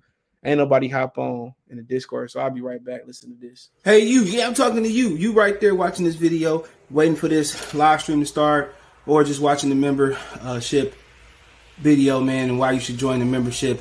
Let's talk about it real quick, expeditiously. We got the 3 levels. You got the rookie level. You got loyalty badges. You got custom emoji badges. And you have members on the live stream. As we get more people flowing in to join the membership, I have members only live chat. That means everybody can see the video that want to see the video, but only members will be able to chat. That's $3. That's a rookie. The All-Star, you get personal shout outs before the videos, maybe after the video, mostly likely before the videos. You give a priority to reply in the chat. So as soon as I see you, I reply before anybody else. Get early access to pretty much all my non-boxing videos there. $10 a month. Then we got the boxing pound for pound superstar for all my boxing boys and gals out there. Get early access to prediction and most of our boxing content, virtual video collaborations, and open debate. So, if you want to pre-record or go live and debate me for a whole video, you got early access to new videos. Some of the videos in the All-Stars will too. My bad. Here we go. Yo, I had to use the bathroom real quick, but yeah, I was talking about Terence, and I think one thing that worried me for Keith fighting Terence is just that he wind up on his shots, and I think Terence should be able to take advantage of him winding up. That's really what it boiled down to. His speed would be tough for Terence too, because in his footwork, so we have to see Terence cut the ring off, and part of cutting the ring off is probably being able to take a shot, bro. So fighting Keith, your defense got to be good, and it's different from transitioning from offense to defense when you fighting in the pocket. But when somebody moving, you got to cut the ring off. It takes a certain skill set to fight them. You know what I'm saying? Like, Chavez couldn't really do nothing with you on the outside. You know what I'm saying? But once he was able to get your rhythm going down, he believed in. He was like Spence. He believed in he believed in the game plan. And he would slip and be very consistent. And by the time you know it, your movement was at a standstill. He had you in the corner on the ropes, beating on you, and you couldn't get away from him. And that's how you kind of got to fight Keith. You know what I'm saying? Now, could Crawford make Keith come to him? Yeah, he definitely could. But I see Keith doing what he tried to do versus Barrios, doing what he always do, trying to set the tone with power shots, then utilize the ring, in and out. How will Crawford deal with that? I mean, Crawford gonna switch and give him different looks, and I think the thing what Crawford do what Barrios didn't do early on And he, Amir Khan was another guy, great fight to get ready for Keith Thurman. And how you do that? You punch inside their shots. You punch with them.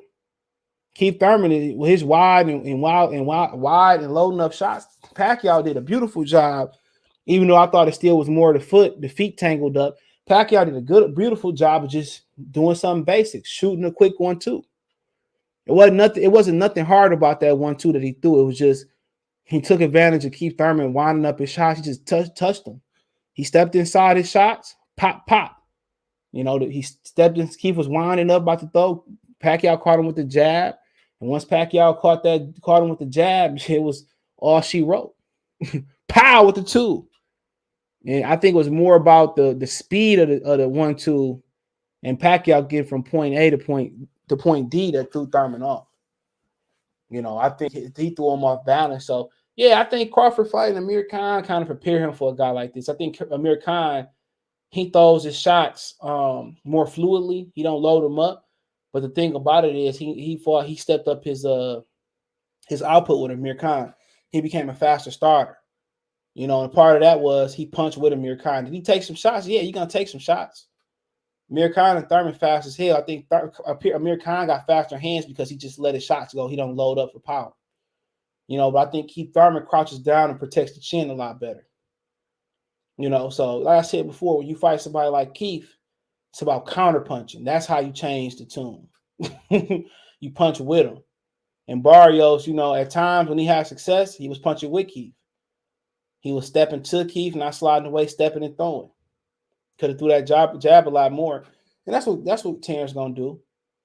Terence gonna get on his toes, start bopping his shoulders, start moving his head off the line, and Keith gonna throw something, gonna punch with Keith. And the first few shots, first try 20 shots, probably gonna be slightly off. And he might make an adjustment and punch to the shoulder blades. Then go to the head the next time. That's how he gonna fight Keith. I already know it's gonna. Amir Khan was I had to think about that for Amir Khan was perfect. How he came out versus Amir Khan. He came towards Khan. He set a rhythm with his shoulders. He set a rhythm with his feet, with his head. And that's how you got to punch with dudes like that, bro. Guys with fast hands, that like looping shots. You got to punch inside of them.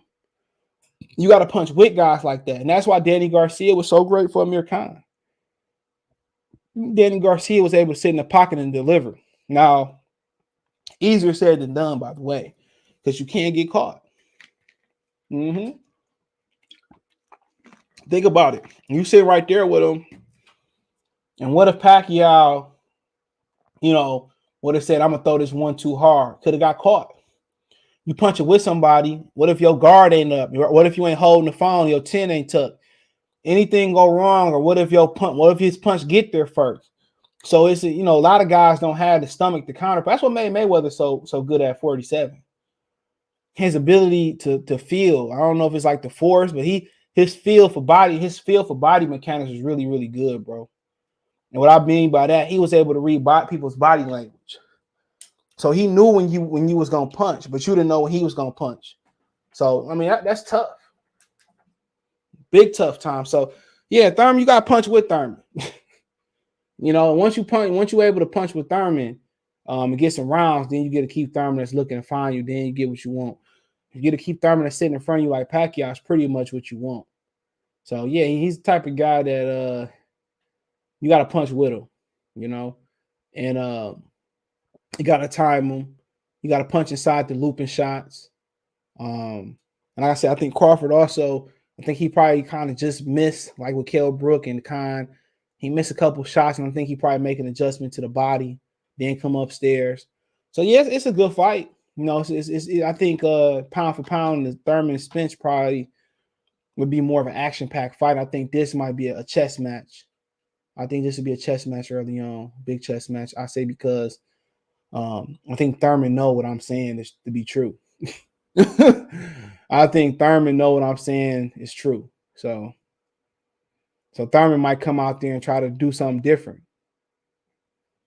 So Thurman might be a little bit more economical with his looping shots. He might come out and throw straight shots. He might come out there popping a jab. Thurman gonna have to try to offset and get Crawford a different look. He might walk towards Crawford.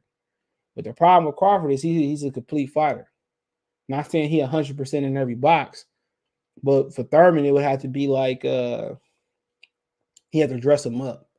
Instead of coming with a overhand over 10 left right, it had to be like overhand left and come to a right to the body, step over, come back with another shot, or it had to be a 1-2 and finish at the body. He had to do something different. But eventually Crawford gonna catch on. Then you gotta do something else different. So it's gonna be like watching a Cobra strike. That's exactly what this fight should be called. It should be called Cobra Kai. It's like watching a Cobra strike, because if you blink, you might miss somebody getting hurt, getting knocked out, or even getting knocked down. This is a tactical fight. They come down to adjustments, and I think if Keith get up early, I think Crawford got the motor and got the style to come back and stop him, or come back and make it competitive. But like I said before, when you challenge Crawford he tends to answer the bell. Got a great corner, bro. You say he got 4 coaches. He don't know who his lead coach. I think it's smart, because I think Saul brings some of that Hispanic body punching and hip shots, and that will make him a great fighter. You get Bomac to give him more of the slick type of stuff, and Reg bring what he Reg, and Bernie bring what he bring from a boxer's in and out standpoint. So he's an interesting a mix of guys. And like I said, how you hurt him, how you beat him is, I think it's mental warfare. I think that's how you fight him. Talk to him, and I think you bait him in. I mean, he's a tough fighter to beat, bro. Because he can think in there, he can process, he can make adjustments, he can switch. If you say you don't start fast, he can start fast. He handles speed well. I mean, your best chance might be to try to do what Felix Diaz did and bum rush him. And he's a tough fighter to beat, bro. And you want to see him fight a taller fighter like Postal, discipline. He can punch off platform. I ain't got every right to make sure this dude get old, bro. I ain't gonna lie to him. I don't blame him, bro, because he one of the few fighters that can compete in any era. I say that. He one of the fighters that if there's one belt on the line, bro, he want him to do it. So, like I said, if anybody can do it, it's probably Thurman at 147. Anybody can do it, bro. It might be Thurman, but like I said before, you gotta put this motherfucker down. You gotta put him down in the dirt. You gotta put him down. And when you get this dude hurt, you gotta capitalize on it. And how about going to his body? You know what I'm saying? But a lot of people don't like going to his body because he a counter. But right here, if you a fan of technical boxing and tactician type stuff, this is a good fight right here. Probably one of the better technical fights you'll see. He said definitely not saying he gonna some to the body, but I said if he catch him, he could. Yeah, he could. Yeah, for sure. Zay, what's going on? Keith will give that boy. He probably lose still though, but Keith Triple G could punch, bro. It was dying laughing at the line about Thurman height. Man, listed at 5'9". It said his box rec say like 5'7". Keith Errol is 5'9.5". He definitely not no. Excuse me. Kell Brook after Sean Porter before Triple G beat Spence. I don't know. Styles make fights. Last person Errol stopped to the body was Ocampo. One of them was low. Javier, he said Thurman. Calypso A said Thurman doesn't have a good poker face. I mean, yeah, that's a trait. It is. His he literally took his mouthpiece out, bro. His power might make Spence it is, but I mean, Spence gonna believe in what he believe in, bro. He Jamaican too. Kobe 2K fan don't like him saying he's Jamaican, but he Jamaican descent. What is he talking about? Why would he say that? Yeah, he got no choice. Ocampo on a 10-fight win streak. Now, yeah, I heard he was contending for a title a while ago. I don't think he never got a shot. Keith might end up dropping Earl. It could happen. I'm not sure it will. Support the channel for your boy. Come on, Cash App. $ CJ Good 313.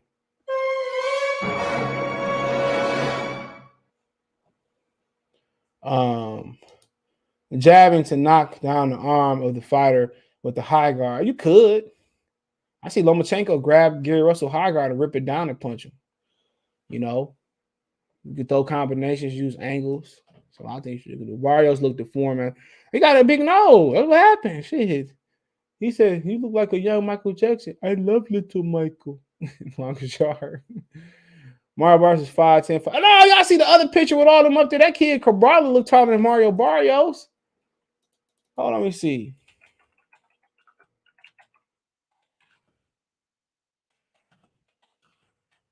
I don't feel that Cabral name.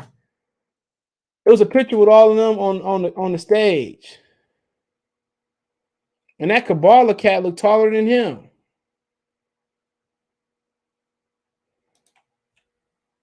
Hold on.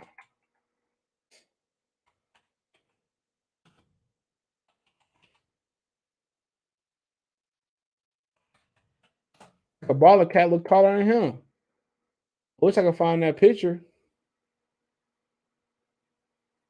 Yeah, that Kabbalah kid was taller than Thurman. I mean, taller than Barrios. Let me see.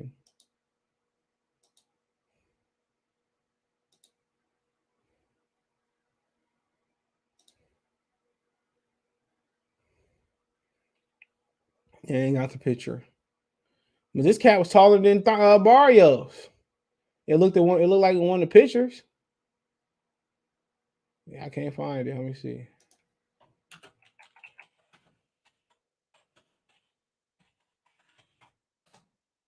That all wrong. Can't find it. And watch I find it when I ain't looking. Oh, here we go, right here. That's the undercard. I can't find it. That cat right here was taller than Barrios. Hell yeah, it was noticeably. But that's a good fight too with old boy Thurman. Both stopping Thurman come game, it could be a tough fight. He Barrios knows look like a pair. They say he look like the Avatar. The blue people. Said Kyle always would punch out of range. He always had trouble finding distance. So you think Crawford gets Thurman a Spence fight, or does he move up? Well, it's the same thing at 54. I mean, if he do move up, it's PBC run 54. We run 54. I get money. Money I got, I get money. Imagine Crawford comes speed at 54. It's going to be tough. PBC running, Gennaro salute. Yep, I agree. Tony said Crawford throwback fight. He also said Spence can't fight a lick. They're bums. I need that. In England, they're bums. He said that to Nigel Bennett. Them face from across the screen. A strong jab with reach will give Thurman a lot of issues. Yeah, for sure. For sure. You know, when Barrios threw a half decent jab, it gave him some issues. But yeah, you know, him versus like Jaron Ennis or Vergil Ortiz. I mean, to me, he has a need experience factor over them, and that counts for something. You know, he has an experience factor. So I mean, that counts for something. You know, this kid look unstoppable, but like I said before, there's weaknesses there. We can't see them, but they're there. In the more tougher upper echelon fighters he fight, we gonna see it. And there might be little micro holes, there might be big holes, there might be small holes, but he got holes. And I seen him in the Delorme fight. He one of them dudes that you got to punch with, and you got to bag him up. If you stand in front of this guy, bro, and let him, you know, beat on you, that's what's gonna happen. He gets shots from places you don't see coming. And beating Jaron Ennis starts with counter punching with him, and a good jab. That's what it started with, a good jab. You know, you got to punch with him. You know what I'm saying? It's just what the doctor ordered. He young. You don't really see where the shots come from. They coming from the hip. You know, they coming from up high. They coming from everywhere. You know, but right now I seen fighters like him, and I think he truly special, but I seen him before. And we gonna find out if he real. And I think he is, but he gonna find out some things about him. You can't be in this game and stay pretty. You can't be in this game and not get tested. He gonna get tested. You know, when he go 5, 6, 7, 8, 9, 10, 11, 12, we're gonna learn a lot about him. And the minute he get rocked a little bit, or the minute he get hit clean, the more and more he fight, people gonna make a bigger and bigger deal about it. Like Evan Berlanga. When Berlanga went out the first round, people made a big deal about it. You know, people made a big deal about it. And this dude is Berlanga times a billion. You know, but we seen it with Matisse, we seen it with Broner, we seen it with a lot of fighters throughout this boxing game, and I seen it. And you know, I would side if you told me to say, do I see him being the boxers like in the Matisse, Broner? We've seen a lot of hot shot guys come through boxing. I mean, Triple G was one of them hyped up guys. Let me think about some guys here, man. So over the years, there's been some guys that's been, you know, I don't want to say this name because people get mad. Chocolito, I don't want to say they high, but you know, is he closer to them, or is he closer to Roy Jones and kind of being, you know, what Roy Jones was, and being kind of the Andre Wards and those type of guys right there, like Lomachenko. I don't like Lomachenko, but great fighter, bro. Like I said, he's a great fighter. I was just trying to think of some guys out here. Sergio Martinez. And honestly, bro, I think he a little bit closer to those guys than those other guys. You know, what make me say that, he's like Zab Judah. You got to remember, Zab Judah was the youngest of all his brothers. And usually the youngest see all the success and all the mistakes the older ones make. And I think he closer to I think he a prodigy. I think he's a prodigy. If anybody can do what Roy Jones does versus James Toney, you gotta remember that was like Roy Jones, like a lot of after the fight was James Toney was drained, this, that, and James Toney, my favorite fighters of all time. But that was a step up fight for Roy Jones, not Bernard Hopkins. He fought Bernard Hopkins way before, you know, a little bit before James Toney. Beat Bernard Hopkins for a belt, it wasn't good enough. Like I said, Ray Leonard defeating Wilfredo Benitez, it wasn't good enough. And you were talking about, like, Benitez has a record that never probably be broke unless the rules change. He's the youngest world champion ever. 17 years old, I believe it was. So we talk about, you know, Roy Jones wasn't solidified until Roy Jones Jr. wasn't solidified until he fought James Toney. Remember, his father didn't even want to continue to take him slow. He had to shake his dad off, and he believed in him. That's crazy. And think about how more dangerous, if Roy Jones' daddy would have stayed around, how much more dangerous he would have been. So, you know, like I said before, I think he a little bit more. The only thing that's stopping him is whatever flaws he has that we don't know in politics. And I think the politics are bigger than the flaw. But him fighting Thurman gonna give him some. Thurman gonna give him some looks, bro. Thurman gonna make it to 6. I hate to say it like Thurman could be a future Hall of Famer for all we know. But Thurman gonna put rounds in the bank, and he gonna make that kid work. He gonna make him work. He not gonna let him just. He not gonna sit there like Lipinets or Delorme did. Thurman gonna make him work, and I think it, you know, honestly, I think it's a good fight. But Thurman make you work. That's one thing we do know.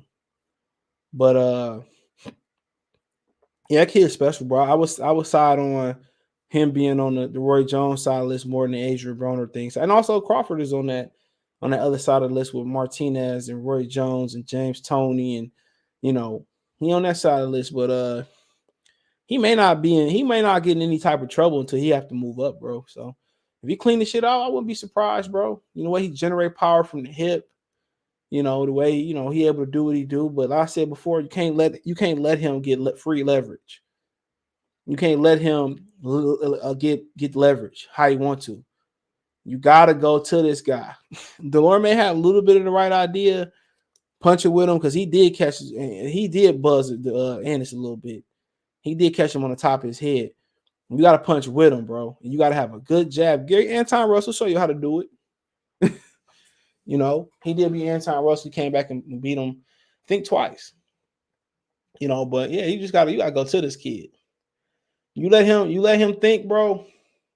You can chalk it up to the game, but be a good fight. I wouldn't be surprised if Thurman or Boots won. You know, everybody gonna favor Boots because he's a hot name, but Thurman got something to say. You know what I'm saying? Thurman been a world champion in this. Thurman had then you ain't just go run Thurman out the ring. But he hungry. There's flaws there.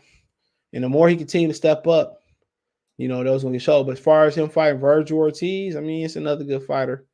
I don't think that fight is as dangerous as the Vergil Ortiz. I mean, as the Jaron Ennis fight or some of the other fights. Dangerous guy though. One thing about Vergil Ortiz, he stopped everybody. And rest in peace to Travail Mazion, Black Magic. One thing we know about Vergil Ortiz, he stopped everybody. So it's dangerous. So I think a little different fight. I think Thurman Perpetual Movement will give him some trouble. But down the stretch, if Vergil Ortiz still there, be a good fight. I think I favor Thurman right now, like 60-40, maybe 50-50. I see what Ortiz look. I think Ortiz can get Thurman. I bet on that. But just to be said, I probably favor Thurman a little bit because experience, his perpetual movement. But like I said, Vergil Ortiz took a good shot from Kyle Velasquez, and he shook it off. So he fought taller guys. That's a good fight. I believe I would bet Vergil win that fight. But to be said, I say Keith probably slight favorite, 60-55 type of favorite. But I think Vergil, big guy. I think it'd be interesting. It's straight punches and combination punches up and down. But like I said, Thurman ain't no punk. He said, I know Punk B. Thurman ain't no punk. But I think that fight will definitely end in a. So I definitely think it'll end in KO. So I mean, good fights all the way around. What would I prefer? I prefer these old heads to figure it out. Also, Ugas too. Let's talk about Ugas. I prefer these old heads figure it out, and and the young guys, take out the single old line and fight each other. But another good fight here. Yordenis Ugas, I think, got the style to beat Keith Thurman as well. The one thing about Yordenis Ugas, I think that he's positioning. I think he's gonna make Thurman work. He's a pressure counter puncher. And I kind of been looking a little bit at Ugas a little bit more, and he hard to hit, bro. And people forget he had a bicep injury going into the Pacquiao fight, so he hard to hit, man. And he hard to hit. He gonna make Thurman pay, and he throws some good body shots too. So yeah, Ugas, man, Thurman, coming back, it's no easy pickings if you're gonna stay at the top. I say for whatever reason, the Errol Spence fight don't happen. I mean, going into the Ugas fight is dangerous too. Ugas been dropped in his career, but he came off, off the bowl from defecting. But since he had the right nutrition, the right bagging, and whatever pre-diem for his training camps, whatever he going on, we got with Ishmael say he's tough to beat. He gonna make Thurman work. And the thing about Ugas, eventually he gonna cut that ring off, and eventually gonna close the distance. And Thurman gonna get hit to the body. And I think all the guys we talked about has the ability to stop Thurman, but I also think Keith Thurman has the ability to stop him. But that ain't no easy fight, bro. Even Radzhab Butaev, that ain't no easy fight. You seen what Butaev did to Jamal James. By the second round, we knew that Butaev was going to win. Anybody that knew boxing knew Butaev was going to win. So Radzhab Butaev too. Keith Thurman, the top 5 guys in this division. Keith Thurman, I don't think Keith Thurman is favored by fighting these guys. I don't think he favored any more than 60 or 55%. I think everything is a 55, 45, 60, 40. And I think when people talk about Radzhab Butaev, I think people say, well, that's because of the name, they would demote him. But the thing about Radzhab, bro, that guy can crack. And now he getting with Joel Diaz to be consistent and jab. Radzhab Butaev can beat anybody on any given night too. Hard punching. And now he coming into his prime. Take a good shot. The way he broke down Jamal James, man, consistent, accurate. And that's how them Europeans is. They might not have the fastest hands to be the most athletic, but they master the style they get. Even this upright or this compact type of inside style, and like I said, if you look at this division real quick, and you can ask any question that you want to ask, and I'll answer it. So when you look at this division, bro, Abel Ramos lost out last night, by the way. I mean, Cody Crowley ain't no easy out. You know what I'm saying? Mercedes Elias, he been inactive, but he ain't no easy out. So you look at the field, you look at this field, bro, and it's a tough one. Custio Clayton can box. Stay honest. A lot of people like him. I'm not a fan. I don't like the way. I don't think he'd all that. Vergil Ortiz, Michael Fox, pretty good. Barrios he was solid last night. Showed that he a lot bigger, stronger at the division. Hopefully they take care of him. Then you got some guys that can move up. Josh Taylor might enter the division and do something. You know what I'm saying? Regis Progress. He ain't trying to move up, but he may have to move up. So between the two, this might be the best 3 division run in boxing in a row. 40, 47, 54. That might be the best 3 division run if you don't look at the smaller weight classes. This is great fighters. 40 is an absolute zoo of young, hungry cats down there. Josh is gonna move up. I know that. Sabril Matisse, you know what I'm saying? Cataros, Jose Zepeda, Jose Ramirez, Regis Progress, Sandor Martin just beat Mikey Enter, Teofimo Lopez, Barboza. Arnold Barboza's undefeated. Victor Posto will be fighting Gary Anton Russell. Posto gave Josh Taylor and Ramirez all they wanted. Catterall is solid. Met him in Vegas. Bakhtar Aghnamadiev, he lost to Mario Barrios. A lot of people thought he won. Montana Love rank 15. He should be higher. Cletus Shelton down there still. Harry Davies worked his way back up. Robert Easter Jr., Brandon Lee, straight killer. Like I said before, the guys that's in the top 5, mostly they ain't as dangerous as guys that's not. Gary Anton Russell, Montana Love, Robert Easter Jr. You know what I'm saying? Jose Zepeda can crack, something vicious. Met him in Vegas. So, like I said, this 3 division run right here, that's the best in boxing in a row. I feel safe to saying that's a great run of divisions, bro. So, like I said before, some guys that you may not talk about a lot, you may not hear about. I don't do the spotlights no more. Charles Conwell is a killer. That's a young killer. Got some work in with Boots. Some of you may not know. Tim Zhu, I'm pretty sure y'all heard that name. He be fighting on the Charlo Castanos undercard. He be fighting Terrell Goucher. So he getting ready to take on the winner. Somebody here you might not have heard of. That's pretty tough. Everybody heard about everything. Everybody at welterweight, but maybe a guy that you might not have heard of, I probably would go with David Alvarezzian, revival his career. I think he got stopped by Kyle Velasquez, but he been over to the UK, reinvented himself, put himself in position for a title. 140, it's a lot of guys that ain't ranked. Gary Anton Russell. A guy that's ranked that I very think that's a real killer. I'm gonna go with 2 guys. Brandon Lee is an absolute monster that's coming, and I would go Montana Love is an absolute monster coming. So yeah, that's a good 3 division run right there, bro. And like I said about Keith, man, ain't no easy fight there. If you're gonna make some money, ain't no easy fight at 147. It's just how it is, bro. Everybody gonna make you work, and like I said, that's why he said he gonna fight a champion next. Keith has to fight a champion next because you might pick somebody might move up and you might get your ass kicked, But the rumor is that he'll be fighting the rumor is he will be fighting the Errol Spence and Yordenis Ugas winner, which is good even if you fought the loser, depending on how they lose. It's a good win. It's a good fight. It's a really good fight, man. But it's gonna be interesting. But here you go, real quick. Good job, Al Haymon. So that's what we getting. But you got some questions, I'll answer them. If not, I'm gonna talk about this Keith Thurman and Errol Spence. And obviously, people like Jeremy said and Marcus came on, they both from Texas.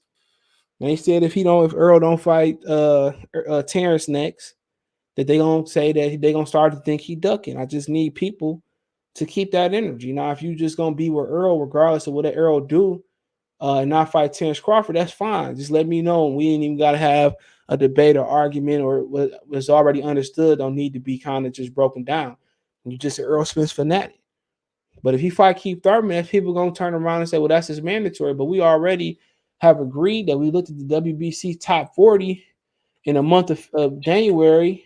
Neither Barrios or neither Keith Thurman were there. Where's Waldo? Neither one of them was in the top 40 champion. So you see Vergil Ortiz won, Alvarez and Jaron, Ennis, Danny Garcia, Delani, Josito, Mikey, Abel Ramos, Alexander Booth, Putin, Ugas, Velasquez, Amir Khan, Rashidi Ellis, Kell Brook, Steonis, Cody Crowley, 15, Jamal James, Santiago Dominguez, Qdoba, Rayola, Tomisha, some other guy, Dinyar, Custio Clayton, Rahul, Curiel, Ahmad L, something, Keto Brea, 25 of Johan Gonzalez, Maurice Hooker, Charles Hadley, 2 Dallas guys, Alexis Rocha, Joshua Kelly, Ivan Gloob, Karen something, Eduardo Shavansky, Mikhail McKisson, who'll be fighting Michael McKisson will be fighting Vergil Ortiz March 19th, same day as Carlos Castanos, just minutes away in LA. So yep. Ilhami, I don't know. Some Kenyabadi, Tag, Julio, Dean, Michael, some. So you look at the top 15, and neither one of them in there. So how you in a title eliminator and you not champion in recess? And Keith Thurman is not champion in recess. It says somewhere in here. Rashidi Ellis is the vacant. The silver is vacant, and Rashidi Ellis is the international WBC champion. So how they in the top title eliminator and they ain't fought. They ain't ranked. So that's crazy. He said, "I know Boots still young, but how much longer he make 47 start taking away?" I think he a ways away from that. I think he can make it. He always in the gym, so he live a fighter's lifestyle. I think he'll make it as long as he want to. He said, as of right now, do you think switching from 8 ounce to 10 ounce made a difference in the fight? Why Thurman? No. I don't think it was a difference between a knockdown and more serious cuts. But Jimmy, I don't think it made a difference. Thurman just, he's not a finisher. I don't think it made a difference. I think it made a difference in him not getting knockdowns, for sure, not getting extra cuts or serious cuts. But as far as a highlight reel knockout, no, I don't think he could finish, guys. Shout out to Clint. What's going on? Anybody, Jonathan, anybody beat a prime Tony, they deserve all the credit in the world. And only Roy can outbox prime Tony. And, the body snatcher, Mike McCullum, him and Tony had some really good fights too. And McCullum was considered old, giving Tony everything he wanted. He said that's still the toughest fighter he fought today. How you beat Boots, Asger, and Anton Russell? I mean, yeah, he had some success. Even though it's amateurs, he did. Keith versus Vergil was a hell of a fight. Hell of a fight. To this day. He said I would favor Ortiz. I think I might pick Ortiz. I don't know. Where does Barrios go from here? I mean, you look at the ranking system. Whose world is this? The world is yours. A soft touch. Part that Gabriel got at Rob Michael Fox is where I go. Yeah, hopefully I rob that man. He definitely deserves a couple high price tunas. Pound for Pound Sports Entertainment. Y'all go subscribe to his channel. Barrios should fight Blake Flair. That'd be a good fight. Yep. He could beat him. What do you think of Janabik? I seen him a little bit, bro. I seen him fight was in the Dam. I don't know much about him other than that. Donald Banks in the Super Chat. So Vergil Ortiz got a nice UK cherry that he picked. I ain't mad at him. Money. Appreciate the Super Chat. I don't blame him. She go. Everybody else. Oh, we got some cash apps. I'm sorry. I'm slipping. Shout out to Anthony for sending cash out. Appreciate it, brother. Hold on. My money machine ain't working today. Here you go. Tell them to bring me my money. Yeah!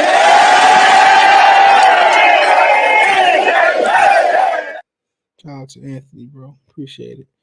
Cash App, $ CJ Good 313, Venmo CJ Good 313, PayPal link description. I'm about to watch. Somebody finish watching Any Given Sunday. Watch a little movie. I'm probably going back to sleep, bro. I'm probably going back to sleep. He said, dude got like two. Well, I heard he got a lot of knockdowns, though. I mean, who told me that about him? Somebody was schooling me on McKissick. I think it was YSM Media. I subscribed to YSM Media. I think it was somebody was telling me about Michael McKissick. I can't remember who it was, and they was right. It was right, bro. He got a lot of knockdowns, bro. I'm a research whatever somebody say. I don't really believe word of mouth when it's public information, but he knocked down a lot of guys. He knocked down Chris Congo, Hankins. Vernon went down first in the fifth. So he had 1, 2, 3 straight fights, 4 straight fights of guys going down. Laws went down, Lionels. So yeah, he always knocking somebody down, bro. Oh yeah, he scored a lot of knockdowns. He just don't finish nobody. Yeah, I can say it's a cherry, but he scored a lot of knockdowns, bro. Now Ramos lost to a guy 13-2, making Ugas look bad. I think that guy, who he lose to? Nah, that dude pretty good, bro. Yeah, that's all. Yeah, that dude he lost to really good, bro. Don't let the record fool you, bro. That Lucas Santamaria guy, he pretty good, dude. He only 24. He beat Devin Alexander. He beat Abel Ramos. Well, he lost to Paul Creel. He from Philly. YSM Media always Paul Creel pretty good too, bro. He always on YSM Media channel. He beats. He's an undefeated prospect, as well, bro. So yeah, I mean he ain't just lose to no. I believe he fought this guy too. I think this guy beat Lucas. So he had a draw with Lucas Santamaria. So he had a draw with Marquise Taylor out of Houston, Texas, who's a 6'1", a welterweight. So yeah, man, don't let the record fool you, man. It's Santamaria. He beat Michael Fox. He only having draws and losing to good fighters. Paul Creel, like I said, you can check him on YSM Media channel all the time. Like, that's why it's important to actually do the homework and look at the resumes and stuff of that nature, bro. You know what I'm saying? He lost the early one in Mexico, but so did Emmanuel Nervantes. You watch my channel tomorrow in the morning. I'm gonna have some good content up. Y'all need to know. Some of this news might break, so I'm gonna go ahead and list this news off that I got just to be on record with it. Okay, hold on. But I will make videos about it and probably go in more in detail about this stuff. I already told you I heard it was a rumor that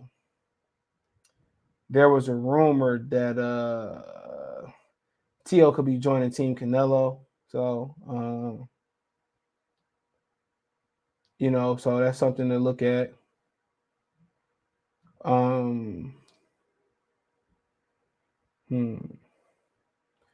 So here I got some news, man. So got some news. Okay. I don't even know where to start with this at. Al already has a fight set for Keith Rowe with the winner Spence for Ugas. Also heard that Kambosos wants to fight Ryan after his next fight, so there's a big chance Kambosos might tune up, fight with Ryan, tune up, then fight Ryan. But they also in talks to fight with Haney. Hold on that one. Spence versus Ugas, the Alamo Dome in Texas. Also, Canelo will announce his fight next week since the golf tournament is finished. Yordenis Gamboa versus Cruz is a possibility for the undercard of Spence and Ugas at the Alamo Dome. Maybe Mickey Roman as well versus Cruz. So Mickey Roman or Ugas Gamboa for Cruz on the Spence undercard. Leo Santa Cruz versus Mike Mayaxo, who just beat Gary Russell. You watched the press conference, you pretty much knew that after the fight yesterday. Miguel Burchett versus Jeremiah Nekathala, the cop that fought Shakir Stevenson in March. The cop Shakir Stevenson had a snoozer with fighting Burchett in March. Oscar Valdez versus Shakir Stevenson is done. They announced it next week. Right now, in negotiation with Haney, has the upper hand. I hear the second option is Ryan, but Ryan fight would come with a tune-up in between both. Also heard Loma offer was big, but Haney offer was the most. There you go. No, they're talking the venue where Tank and Leo talking about the Alamo Dome. So, yep. So Mickey Roman or Gamboa versus Cruz. Also, Jordan Acosta versus Puma Martinez. Donier versus Nuyue next. We knew that. Acosta and Kashmir didn't want no smoke with Donier and Nuyue, so that's why they fighting for smaller weight class fans. J-Rock should be announcing something soon as well.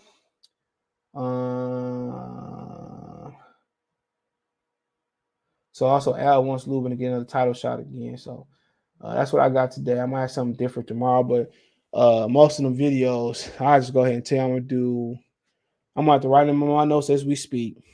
I had to get up early again today, bro, ripping and running on a Sunday. I'm tired.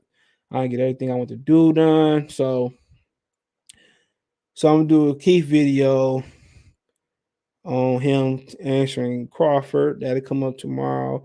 We do the Errol and Ugas Alamo Dome rumor tomorrow on YouTube for people that's listening on Spotify. Goodfella TV podcast on Spotify. Goodfella TV podcast on Anchor. You can listen to this the next morning ad free for everybody on YouTube and Twitch. However it go. Okay, Leo and Mayaxo. I might go live or something. Danny Jacobs fight week. Come on, I know y'all happy about Danny Jacobs fight week, ain't y'all?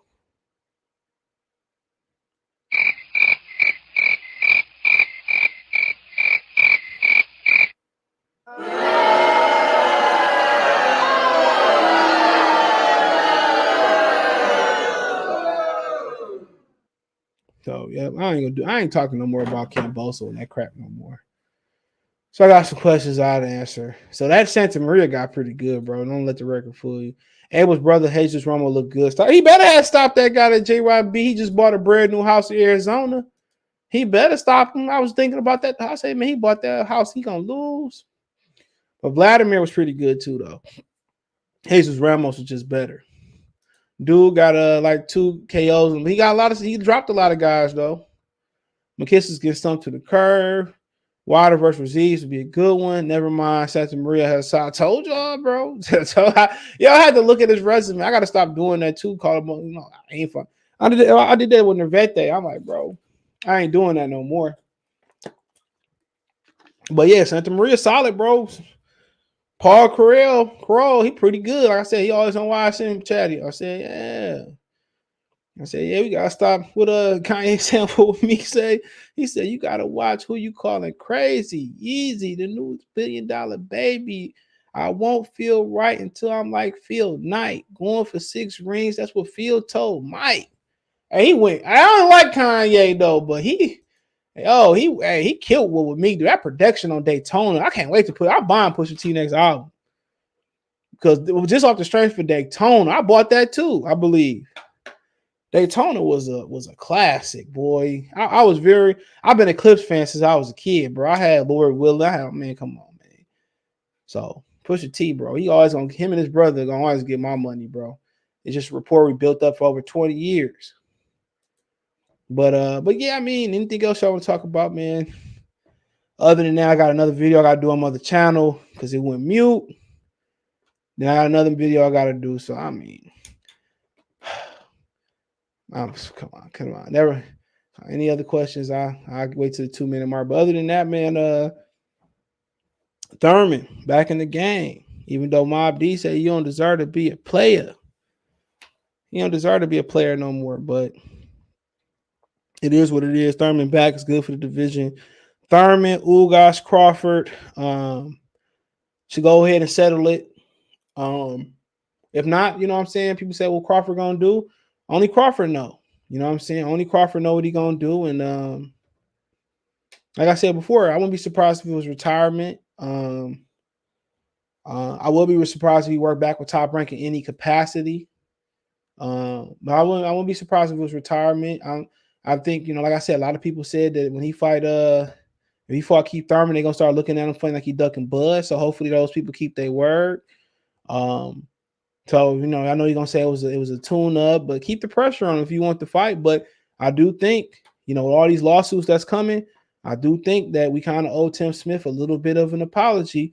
PBC simply don't have the funds, and I think that wasn't in the plan. I think it was convenient for them not to make the. I think it was convenient for Spence, but they just don't have the funds. So do you lease the fight out to Eddie Hearn and get a fee for facilitating and get the contract together and get it and facilitate the Eddie Hearn? If they want to happen, they can facilitate the Eddie Hearn. They don't have enough fight dates, enough fight budgets. They can facilitate with Eddie Hearn and Bob. So it's gonna tell how broke they want to be. Do they want to be broke and go all the way broke and disband this PBC thing and go back to doing what they did with Golden Boy? Do they want to find a home on a Zone and Showtime? I mean, do they start their own app? It's been rumors of going into the Paramount Plus app. Do they go back to buying TV time? It's very interesting. Do they get more investors to invest money back into PBC and keep doing what they're doing? Do Al just say, wash my hands with all of it and go back to just advising and just strictly advise and manage fighters? Do we say, I wash my hands all together with this? You know what I'm saying? And let his fighters go free and let them and sell their contracts and sell their promotional rights and cash out that way. It's going to be interesting. Very smart guy. And this PBC side is going to be interesting. But, obviously the right answer to do if you can't get the investors to get more money, the right answer to do is honestly is to start using other people's TV time, ESPN Plus, ESPN, ABC, and make big fights. And Keith Thurman, Errol not going to save you. But I honestly think, and now hearing all the different lawsuits coming out, I honestly think they don't have the money to pay Crawford. And I think that's a fact. That's facts. But I appreciate you guys and girls for coming on, listening to your boy. Check out the Boxing 101 playlist for more live streams. You can listen to this on Spotify and Anchor tomorrow morning. I usually have it up before 10, a little bit earlier than that, but I'll say 10. If you listen on Spotify, Anchor, you can find me on YouTube, Goodfella TV. Also, my Detroit channel, Motor City Sports Talk.